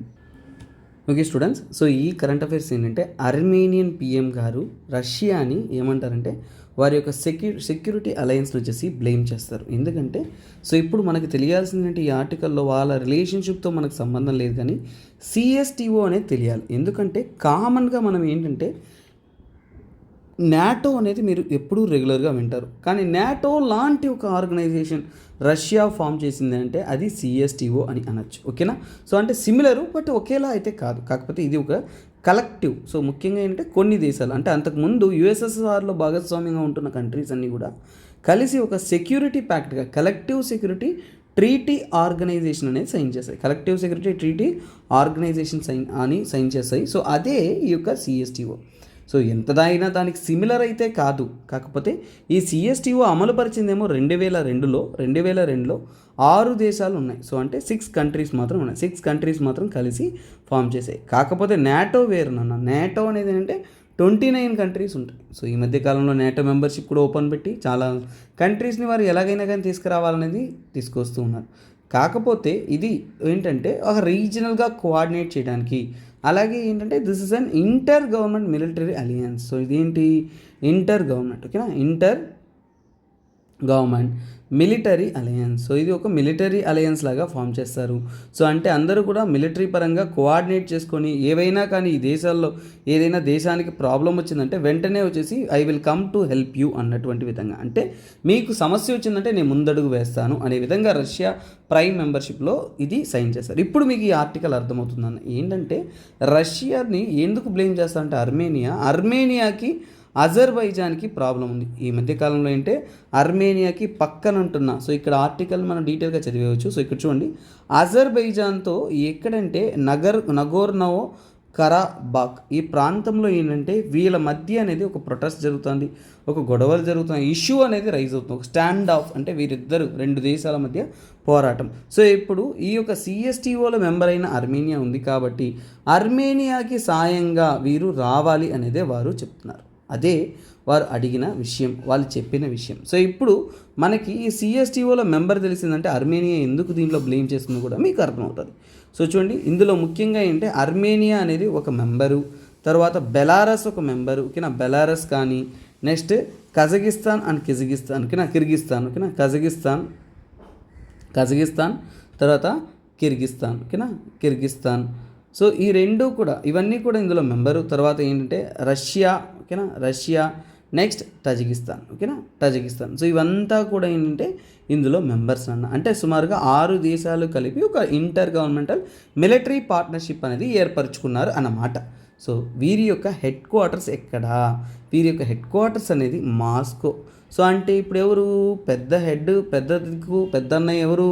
Russia. అంటే వీరి మధ్య సమస్య వచ్చినప్పుడు వీళ్ళు రావాలి కదా, అంటే వీరి యొక్క అబ్జెక్టివ్ తెలిస్తే మనకు అర్థమైపోతుంది. అబ్జెక్టివ్ విషయానికి వచ్చామంటే వీరి యొక్క ముఖ్యమైన థాట్ కానీ ముఖ్యమైన సిద్ధాంతం ఏంటంటే ఈ ప్రాంతం మధ్య ఏంటంటే పీస్, ఓకేనా, అలాగే రీజనల్ సెక్యూరిటీ, ప్రాంతీయంగా ఉంటున్న వాటి మధ్య సెక్యూరిటీని అష్యూర్ చేయడం. అంటే ఒకరికి ఎవరికైనా కానీ సమస్య వచ్చిందంటే ఇంకొకరు రావాలి అనేది. అలాగే ఏంటంటే టెరిటోరియల్ ఇంటిగ్రిటీ మెయింటైన్ చేసే విధంగా వీరు ఓవరాల్గా అనేది కోఆర్డినేట్ చేస్తున్నారు. ఇలాంటి మల్టిపుల్ ఎలిమెంట్స్ మీద ఇంకా సోవరెనిటీ వీటన్నిటిని మనం మెయింటైన్ చేసుకోవాలనేది ఒక అగ్రిమెంట్ అనేది సైన్ చేస్తున్నారు.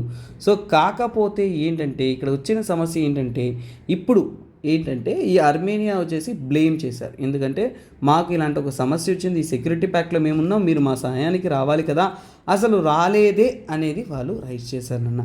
సో ఇది అక్కడ ఉన్న విషయం. సో మీరు మ్యాప్లో ఏంటంటే అర్మేనియా క్యాపిటల్ ఏంటో మీరు మార్క్ చేయండి, అజర్బైజాన్ క్యాపిటల్ ఏంటో మీరు కమెంట్ సెక్షన్లో కమెంట్ చేయండి. మర్చిపోకుండా అర్మేనియా క్యాపిటల్ ఏంటి అనేది మీరు లొకేట్ చేసి మీరు మార్క్ చేయండి. అలాగే ఓకేనా. సో అజర్బైజాన్ ఈ రెండు కూడా చాలా చాలా సెన్సిటివ్ ప్లేసెస్ అన్న, very very very very very minor places, మ్యాప్స్లో మనం మిస్ చేసేసే ప్లేసెస్. సో దయచేసి వాటిని మిస్ చేయకుండా వాటి యొక్క డీటెయిల్స్ అనేది కంప్లీట్గా అనేది మీరు చెప్పగలరు. అలాగే అజర్బైజాన్ అనేది ఏ సముద్రంతో కూడా టచ్ అయ్యింది అనేది కూడా మీరు చెప్పగలరు. సో ఇది నెక్స్ట్ ఆర్టికల్ ఏంటంటే ఇక్కడ చూడండి, Surekha is the first women to operate the Vande Bharat train. So గుర్తుపెట్టుకోండి, వందే భారత్ ట్రైన్ అంటే ఏంటో తెలియాలి. తర్వాత ఏంటంటే మనకి ఈ యొక్క సురేఖ అనేవారు మొట్టమొదటి మహిళగా, సో దాన్ని ఆపరేట్ చేసే మహిళగా అనేది అనౌన్స్ చేశారు. సో ఈ 2 పాయింట్స్ మీకు ఖచ్చితంగా తెలుసున్నారు. సో వందే భారత్ ట్రైన్ అనేది మీకు యూపీఎస్సీలు కానీ కరెంట్ అఫైర్స్లో కానీ మల్టిపుల్ టైమ్స్ అనేది వచ్చేసింది కాబట్టి that is not a big thing. ఇండియాలో ఫాస్ట్ మూవింగ్ ట్రైన్స్నే వందే భారత్ ట్రైన్ అంటారు. మన బడ్జెట్లో ఏంటంటే కొత్తగా అనేది మన ఇండియాలో ఇక్కడ నుంచి ఏంటంటే నెంబర్ ఆఫ్ ట్రైన్స్ ఇంట్రడ్యూస్ చేస్తాం. ఫాస్ట్ మూవింగ్ ట్రైన్స్ అంటే ఇలా మన ఇండియాలో ప్రాజెక్ట్ ప్రకారం అంటే 400+ ట్రైన్స్ అనేది ఇంట్రడ్యూస్ చేయడానికి నిర్ణయించుకున్నారన్న. అంటే 400 ట్రైన్లు ఇలాంటి హై స్పీడ్ ట్రైన్స్ అనేది ఇంట్రడ్యూస్ చేయాలి. అంటే ఒక ట్రైన్కి మన గవర్నమెంట్ తరపు నుంచి ఒక ట్రైన్కి ఎంత బడ్జెట్ పెడుతున్నారంటే 106 crores అనేది పెట్టుబడి పెడుతున్నారు నాన్న. సో అంత పెట్టుబడి పెట్టి ఒక క్వాలిటేటివ్గా అనేది మనం రన్ చేయడానికి అనేది ప్లాన్ చేస్తున్నాము. ఇవన్నీ కూడా సక్సెస్ఫుల్గా మనం ప్లాన్ చేస్తున్నాం. సో అలాగే ఏంటంటే ఇవన్నీ కూడా ఇండిజినస్ అన్నమాట. ఇండిజినస్ అంటే ఏంటి, మన ఇండియాలోనే తయారీ చేస్తున్నారు అన్నమాట. ఎక్కడ తయారీ చేస్తున్నారు? ICF Chennai integral coach factory. మీకు తెలుసో తెలియదో, మీరు ట్రైన్ 18 అనే ప్రాజెక్ట్ ద్వారా ఇవి స్టార్ట్ చేశారు. మీరు ఇప్పుడు వీటిని వింటున్నారు. నేను 2018 ఆ టైంలో ప్రాజెక్ట్ స్టార్ట్ అయిన వెంటనే యాక్చువల్గా 2018 కానీ అప్పట్లో ప్రాజెక్ట్ స్టార్ట్ 19 అనుకుంటాను. I was in Chennai. I have a friend over this ICF. So నాకు అప్పట్లో ఇక్కడ ఫ్రెండ్ ఉండేవాడు అన్న. I had personally visited this coach factory. అక్కడ డైరెక్ట్గానే వీటి తయారీ చూశాను. చాలా అద్భుతంగా ఉంటుంది. పాపం మనం ఫన్నీగా ఈ మధ్య టిక్ టాక్లో వాటిలో చూస్తున్నాం. ఒక ఆయన పాపం ఫోటో తీయడానికి ఎక్కేసి మళ్ళీ దిగకుండా ఎక్కడ దిగడానికి వీలు లేకుండా ఈ నీడ్ టు ట్రావెల్ అనే సిచ్యువేషన్ వస్తుంది కదా. సో అంటే ఇండియాలో ఒక modern train, so modern ended speed train. అలాగే ఈ ప్రాజెక్ట్ అనేది మేక్ ఇన్ ఇండియా, ఇండియాలో తయారు చేస్తున్నారు కాబట్టి మేక్ ఇన్ ఇండియా ప్రోగ్రాంలో భాగస్వామ్యమే ఈ ట్రైన్ కూడా. అలాగే ఏంటంటే సో కొత్త రకమైన టెక్నాలజీని అడాప్ట్ చేసుకుంటూ మోడర్న్ టెక్నాలజికల్ సిస్టమ్ని తీసుకుంటూ బ్యాటరీ ఎఫిషియన్సీ హైగా ఉంటున్న ఒక ప్రాజెక్ట్ ఇది. సో చాలా ఎఫిషియెంట్గా మనము లాంచ్ చేస్తున్నాం. సో అలాగే ఇంకొక ప్రాజెక్ట్ గుర్తుపెట్టుకోండి, ట్రైన్ 18 అనేది కూడా ఒక ప్రాజెక్ట్. అది కూడా ఏంటంటే హై స్పీడ్ ట్రైన్స్ని మన ఇండియాలో లాంచ్ చేయడానికి. సో వీటి యొక్క మ్యాక్సిమం స్పీడ్ తీసుకున్నామంటే 160 కిలోమీటర్ల వేగం వరకు కూడా వెళ్ళగలిగిన వేగం కలిగిన బ్రేక్స్ ట్రైన్ సిస్టమ్. అలాగే ఏంటంటే జర్నీ టైంని చాలా వేగవంతంగా వెళ్ళగలదు. అలాగే ఇంటెలిజెంట్ బ్రేకింగ్ సిస్టమ్ ఉంది. ఇలాంటి యాక్సిడెంట్స్ జరగకుండా కాస్ట్ ఎఫెక్టివ్గా ఉండడానికి మనం ఎంతో అద్భుతమైన మోడర్న్ సైన్స్ టెక్నాలజీ వాటితో తయారీ చేసిన ఈ ట్రైన్స్. కాకపోతే అది అక్కడ ఉన్న కంటెంట్. కాకపోతే మహిళ ఎవరంటే సురేఖ అనేవారు.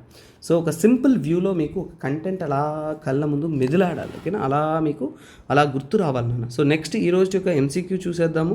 So MCQ of the day. So ఇక్కడ చూడండి, regarding the foreign high education institutions consider the following. Universal grants commission regulates the setting up of and operation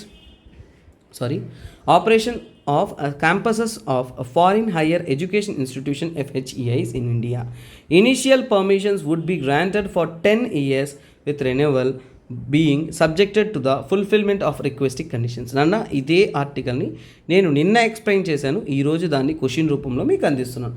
so let us see which of the following is not correct అనేది ఇచ్చారు. So comment సెక్షన్లో let's get flooded with your answers నాన్న. So ఈరోజుగా so called topics యొక్క revision అనేది చూసేద్దాము. So multiple articles చూసాము హిందూ నుంచి. So వాటి గురించి ఒక రివిజన్ చూసేస్తాం. ఫస్ట్ ఆఫ్ ఆల్ నేత్ర అనే దాని గురించి డీటెయిల్ చేశాను. స్పేస్ డిబ్రీస్ని, అంతరిక్షంలో ఉంటున్న వేస్ట్ పార్టికల్స్ కానీ వాటిని ట్రాక్ చేయడానికి అలాగే అనలైజ్ చేయడానికి ఒక ప్రాజెక్ట్ మన ఇండియా తరపు నుంచి, నేత్ర ఇస్రో తరపు నుంచి. అలాగే ఏంటంటే ఈ ఆర్బిటాల్ డెబ్రీస్ని వాటిని ట్రాక్ చేయడానికి రేడార్ అనేది సుమారుగా 1500 కిలోమీటర్ల వరకు ట్రాకింగ్ అనేది చేస్తుంది. సో అలాగే ఏంటంటే 1 సెంటీమీటర్ పీస్ కూడా పెద్ద డ్యామేజ్ అనేది కల్పిస్తుంది. సో దీనికి సంబంధితమైన ఒక సిండ్రోమ్ ఉంటుంది, that is what Kessler syndrome. గుర్తుపెట్టుకొని, కెస్లర్ సిండ్రోమ్ అంటే ఏదో ఒక డిజీజ్ అని పెట్టేపోతారు ఎగ్జామ్లో. ఇది చాలా ఇంపార్టెంట్, మర్చిపోకూడదు. ఎందుకంటే చైన్ రియాక్షన్ లాగా మళ్ళీ ఒక డెబ్రీతో ఢీకొంటూ అతిపెద్ద సమస్యగా వస్తుంది. అలాగే యూరోపియన్ స్పేస్ ఏజెన్సీ తరపు నుంచి కూడా క్లియర్ స్పేస్ అనే ఒక ప్రాజెక్ట్ కూడా వాళ్ళు లాంచ్ చేశారు దీనికి సంబంధించి. తర్వాత సుప్రీంకోర్టు సంబంధించి యూనియన్ కార్బైడ్ నుంచి ఎక్స్ట్రా మనీ అడిగిన దానికి ఆ యొక్క ప్లీని రిజెక్ట్ చేస్తారు. సో ఇప్పుడు ఏంటంటే December 13, ఓకేనా, December 3, 1984 నాడు union carbide India limited company నుంచి కూడా భోపాల్లో ఏంటంటే మిథైల్ ఐసోసైనేట్ అనే ఒక కెమికల్ లీక్ అయింది. గ్యాస్ లీక్ జరగడంతో సుమారుగా వేలాది మంది చనిపోయారు. అలాగే ఏంటంటే చాలామంది లక్షలాది మంది respiratory problem, I irritation, blindness ఇలాంటి ఎన్నో సమస్యలతో సఫర్ అవుతున్నారు. అదే టైంలో ముఖ్యమైన కంటెంట్ అంటే కాన్జెనిటల్ మాల్ఫార్మేషన్స్ అంటే వాళ్ళ యొక్క బాడీ పార్ట్స్ పుట్టేటప్పుడే పిల్లలకు వచ్చేసి మాల్ ఫార్మేషన్, యూటరస్ కానీ అలాగే ఇంకా చెప్పాలంటే కొన్ని బాడీ పార్ట్స్, జెనిటల్ పార్ట్స్ అనేది చాలా వరకు అంటే ఫంక్షనల్ అనమోలీస్ మరియు స్ట్రక్చరల్ అనమోలీస్తో ఉన్నట్టు చెప్తాం. అలాగే ఈ టాక్సిక్ గ్యాస్ అనేది సుమారుగా 21 ppm కంటే ఎక్కువైతే మీరు పీల్చిన వెంటనే చనిపోతారు అనేది తెలుసుకున్నాము. నెక్స్ట్ కరెంట్ అఫైర్స్లో అంటే పీవీటీజీస్ గురించి తెలిసిన మినిస్ట్రీ ఆఫ్ ట్రైబల్ అఫైర్స్ నుంచి సుమారుగా 100% ఫండింగ్తో వాళ్ళు డెవలప్మెంట్ అందిస్తున్నారు. ట్రైబల్ పాపులేషన్ అంతా కూడా 8.6% ఇండియాలో 1973లో డేబర్ కమిషన్ ద్వారా సో పీటీజీస్ అనే ప్రిమిటివ్ ట్రైబల్ గ్రూప్స్ అని స్టార్ట్ చేస్తారు. అది 2006లో మాడిఫై చేసి పర్టికులర్ వల్నరబుల్ ట్రైబ్స్గా మారుస్తారు. తర్వాత సుమారుగా 705 షెడ్యూల్ ట్రైబ్స్ మన ఇండియాలో ఉంటే అందులో 75 వారిని పీవీటీజీస్గా అనౌన్స్ చేశారు. గవర్నమెంట్ వారిని ఎలా క్లాసిఫై చేస్తుంటే పాపులేషన్ తగ్గిపోతూ ఉందా, లిటరసీ తక్కువ ఉందా, రిటర్న్ లాంగ్వేజ్ లేదా అనే దాన్ని బట్టి స్టడీ చేస్తూ వారిని అనౌన్స్ చేస్తారు. అత్యధికమైన పీవీటీజీస్ మనకి ఒడిశాలో ఉన్నారు. తర్వాత మనం కంటెంట్లోకి వెళ్ళామంటే సో చూడండి ల్యాండ్ ఫిల్స్, సో ముఖ్యంగా క్యాచింగ్ ఫైర్. సో ఇక్కడ ల్యాండ్ ఫిల్స్ అనేది ఏంటి, ఎందుకు ఫైర్ అవుతుంది, ఇది మెయిన్స్ లెవెల్లో అనలైజ్ చేయడం అనేది జరిగింది. రబేష్ డంపేజ్ కానీ అలాగే గార్బేజ్ కానీ ఇవన్నీ కూడా ఓల్డ్ మెథడ్. ల్యాండ్ ఫిల్స్ అనేది ఓల్డ్ మెథడ్, ఏం గుట్లుగా రబేష్ చెత్తెత్తుకొని పోయేసేది ఇదే మనం ల్యాండ్ ఫిల్స్ అని అంటాం. యూఎస్ తరపు నుంచి ఎన్విరాన్మెంట్ ప్రొటెక్షన్ ఏజెన్సీ అనేది కొన్ని గైడ్లైన్స్ ఇచ్చి దాని అనుసరించి సాలిడ్ వేస్ట్ మేనేజ్మెంట్ రూల్స్ 2016 అనేది పాస్ చేసాం. అందులో ఏంటంటే మనం ఓకేనా, సో కొన్ని హైట్ అంటే ఫర్ ఎగ్జాంపుల్ 20 మీటర్స్ కంటే ఎక్కువ హైట్కి ల్యాండ్ ఫిల్స్ వేయకూడదు. రివర్, పాండ్స్ నుంచి కూడా ఏంటంటే 100 మీటర్ల దూరము, 200 మీటర్ల దూరం, హైవేస్ నుంచి 500 మీటర్స్ దూరంలో ఉండాలి, ఎయిర్పోర్ట్స్ నుంచి 20 కిలోమీటర్స్ దూరంలో ఉండాలి. ఇవన్నీ కూడా రూల్స్ అండ్ రెగ్యులేషన్ వేశారు. కానీ ఎవరైనా ఫాలో అవుతున్నారా, అస్సలు లేదు. రీసెంట్ టైప్ ఆఫ్ ఇన్సిడెంట్స్లో ఫైర్ ఇన్సిడెంట్స్ ఎక్కువగానే గాజీపూర్, బాల్స్వా, పెరుంగుడి ఇలాంటి ప్రాంతాల్లో ఏంటంటే ఫైర్ ఇన్సిడెంట్స్ ఉన్నాయి. ఎందుకు దీనికైనా రీజన్స్, ముఖ్యమైన రీజన్స్ అంటే అనరోబిక్ డీకంపోజిషన్. ఏంటంటే ఇవి అనరోబిక్ డీకంపోజిషన్ జరగడం వల్ల ఎక్కువగా మీథేన్ గ్యాస్ అనేది ఎమిట్ అవుతుంది. హైలీ ఫ్లేమబుల్ కాబట్టి భగ్గుమని మంటలా మండిపోతుంది. అలాగే హ్యూమన్స్ ఫైర్ చేయడం, స్మోక్ చేయడం ఇలాంటి కారణాల వల్ల కూడా ఏంటంటే కొన్నిసార్లు ల్యాండ్ ఫిల్స్ అనేది బర్న్ అవుతుంది. అలాగే టెంపరేచర్, ఈ మధ్య హీట్ వేవ్స్ అవన్నీ ఉండడం వల్ల ఎక్కువ టెంపరేచర్ వల్ల కూడా ఏంటంటే ఇవి తగలడిపోతూ ఉన్నాయి. సమ్మర్ మంత్స్లో ఎక్కువగా ఏంటంటే ఈ ల్యాండ్ ఫిల్ ఫైర్స్ అనేది కామన్. అలాగే దీనిలో వచ్చే ప్రాబ్లమ్స్ ఎన్విరాన్మెంట్లో smoke, air pollution, green house gas ఎక్కువ అవుతాయి. హెల్త్ పరంగా మనకి థ్రోట్ పెయిన్ కానీ, ఇచ్చింగ్ ఐస్ కానీ, బ్రీతింగ్ ప్రాబ్లమ్స్ కానీ ఇవన్నీ వస్తుంది. ట్రాన్స్పోర్టేషన్లో తీసుకున్నామంటే స్మోక్ ఇవన్నీ ఉండడం వల్ల ఏంటంటే విజిబిలిటీ తగ్గిపోతూ వస్తుంది. అలాగే ఏంటంటే నీడ్ ఆఫ్ ద హవర్లో తీసుకున్నామంటే ల్యాండ్ ఫిల్స్ని మనం ఎందుకు కాపాడుకోవాలి, క్లియర్ చేయాలి అంటే ఇక్కడ ఎకనామిక్ బెనిఫిట్స్, ఎందుకంటే చాలా ప్రాంతాల కోట్ల విలువ చేసే స్థలాన్ని చెత్త వేయడానికి వీటికి మార్చేసుకున్నారు కాబట్టి వాటిని ఉపయోగించుకోవచ్చు. తర్వాత ఏంటంటే ఆల్రెడీ అన్ని సిటీస్ ఇవన్నీ కూడా ఎంత అవసరమో ఆ లిమిట్ కంటే కూడా ఎక్కువ దాటేసిందన్న. అంటే ప్రతి ఒక్క సిటీస్కి కూడా కొంత లిమిట్ ఉంటుంది. ఈ డంప్ యార్డ్స్ కూడా వాటిని దాటేసిందని చెప్తున్నారు. అలాగే పొల్యూషన్ సోర్స్ ఎక్కువగా వాటర్, ఎయిర్ అన్నింటినీ కూడా పొల్యూట్ చేసే లీచైట్ అంటే ఏంటో మర్చిపోవద్దని చెప్పాను. లీచైట్ అంటే ఏంటంటే మనం చెత్తా చెదారంలో నుంచి వస్తున్న నల్లటి లిక్విడ్ని మనం లీచైట్ అని అంటాం. సో ఇది తర్వాత సిప్రీ రిపోర్ట్ గురించి నిన్న మనం డిస్కస్ చేసాము. సో ఏం ఆర్టికల్ ఇక్కడ రిపీట్ అయ్యింది, డిఫెన్స్ ఎక్స్పెన్సెస్ గురించి. తర్వాత సిఎస్టీ వాంటేజ్ తెలుసుకున్నాము. కలెక్టివ్ సెక్యూరిటీ ట్రీటీ ఆర్గనైజేషన్, ఇది రష్యా వచ్చేసి తన చుట్టూ ఉంటున్న కొన్ని 6 దేశాలతో కలిపి తీసుకున్న ఒక collective inter governmental military alliance అన్న. Armenia, Belarus, Kazakhstan, Kyrgyzstan, Russia అలాగే టజికిస్తాన్ దేశాలు అనేది ఇందులో భాగం. హెడ్ క్వార్టర్స్ మాస్కోలో ఉంటుంది. మెయిన్గా ఆ ప్రాంతంలో ప్రశాంతతను, పీస్ని, రీజనల్ సెక్యూరిటీని, టెరిటోరియల్ ఇంటిగ్రిటీని వాటిని కాపాడడం కోసం వీరు ఫామ్ చేశారు. సో ఇలా ఉంటున్నప్పుడు ఇది చాలా చాలా ఇంపార్టెంట్. తర్వాత ఏంటంటే వందే భారతం ఎక్స్ప్రెస్ గురించి తెలుసుకున్నాం. ఇది ఒక high speed train system in India. 400కు పైగా ట్రైన్స్ ఇండియాలో లాంచ్ చేయబోతున్నారు. ఒక ట్రైన్కి 106 crore rupees ఖర్చు ఇండియాలోనే తయారు చేస్తున్నారు కాబట్టి అది కూడా ఐసీఎఫ్ చెన్నైలో తయారు చేస్తున్నారు. మేక్ ఇన్ ఇండియా ప్రాజెక్టులో భాగస్వామ్యం. ట్రైన్ 18 అని కూడా ప్రాజెక్ట్ దీని పేరు అంటారు. సుమారుగా మ్యాక్సిమం స్పీడ్ అనేది 160 km/h కూడా వెళ్తుంది. అలాగే వందే భారత్ అనేది సుమారుగా నారీ శక్తి. సో చూడండి, నారీ శక్తి అంటే ఏంటి, సురేఖ యాదవ్ గారు నారీ శక్తి అంటే మహిళల యొక్క పవర్ని చూపించే విధంగా ఏంటంటే దీన్ని ఫస్ట్ లోకో పైలట్గా అనేది ఫామ్ అయ్యారు. సో ఇలాంటి అద్భుతమైన ఆర్టికల్స్, అద్భుతమైన content me exam point of వ్యూలో ఎంసీక్యూ ఇచ్చాను, తప్పకుండా కమెంట్ చేయండి. అలాగే ప్రతి ఒక్క ఆర్టికల్ మీకోసం అద్భుతంగా అనేది హిందూ న్యూస్ అనాలిసిస్ నేను మీ ఎస్పీఆర్ సార్ సో అద్భుతంగా అనేది అందిస్తున్నాను అన్న. ఈరోజు చూసిన 14 మార్చి యొక్క అద్భుతమైన హిందూ అనాలిసిస్. అలాగే మర్చిపోకండి, ఈరోజు మీరు విన్నారు కదా కరెంట్ అఫైర్స్ క్లాస్. ఇదే విధంగా ప్రతిరోజు డీటెయిల్గా కరెంట్ అఫైర్స్ కావాలి, చదవాలి అనుకుంటున్నారా? అల్టిమేట్ కరెంట్ అఫైర్స్ కోర్స్ మనమే లాంచ్ చేస్తున్నాం నాన్న మీకోసం. Down to earth, Hindu, Yojana అన్నీ కవర్ చేస్తున్నాం. ఈ రోజే లాస్ట్ ఇయర్ 5,000 రూపీస్ మాత్రమే ఈ యొక్క కోర్స్ యొక్క ఫీజు, మీకు 5,000 రూపీస్ తగ్గుతుంది. సో వెరీ వెరీ లో కాస్ట్కి క్వాలిటీ కరెంట్ అఫైర్స్ అనేది రోజు లైఫ్ టైం వ్యాలిడిటీతో క్వాలిటీతో చూడండి. మనం పిఐబి కవర్ చేస్తున్నాం, డౌన్ టు ఎర్త్ కవర్ చేస్తున్నాం, యోజన కవర్ చేస్తున్నాం, కురుక్షేత్ర కవర్ చేస్తున్నాం, ఇండియన్ ఎక్స్ప్రెస్, హిందూ అన్నీ కూడా కవర్ చేస్తూ మీకోసం అద్భుతమైన కరెంట్ అఫైర్స్ కోసం తెలుగు రాష్ట్రాల్లో ఇలాంటి ఒక కోర్స్ లేదు అనే విధంగా మనం క్వాలిటేటివ్గా స్టూడెంట్ ఫ్రెండ్లీగా చూడండి. చాలామంది ఎన్నో ఇన్స్టిట్యూట్లో చదివిన తర్వాత మన ఇన్స్టిట్యూట్కి వస్తున్నారు అన్న. చాలామంది ఏంటంటే బయట చదువుకొని కూడా ఏంటంటే they need a quality, they need a detailed explanation, they need a platform. అలాంటి అద్భుతమైన కోర్స్ మీకోసం అందిస్తున్నాము. అలాగే ఈరోజు D-Day అంటే ఏంటి, ఈరోజు final day of our offer. So మన ఆఫర్ అయిపోతుంది కాబట్టి మీ ఫ్రెండ్స్, ఫ్యామిలీ ఎవరైనా ఉన్నా కానీ వారికి షేర్ చేయండి. అలాగే మీరు కూడా కోర్స్ కొనాలనుకుంటే తప్పకుండా మర్చిపోకుండా కొనండి. రేపు ఇంకో అద్భుతమైన హిందూ న్యూస్ అనలిస్ట్ మిమ్మల్ని నేను కలుస్తాను. అంతవరకు సెలవు. Bye, take care, have a nice day. This is me SPR. అలాగే కంటెంట్ నచ్చిందంటే తప్పకుండా కమెంట్ చేయండి. మీ యొక్క ప్రతి ఒక్క పాజిటివ్ కమెంట్ అనేది it's like an energy booster to us to take a more courses for you. Thank you guys. Bye, take care, have a nice day.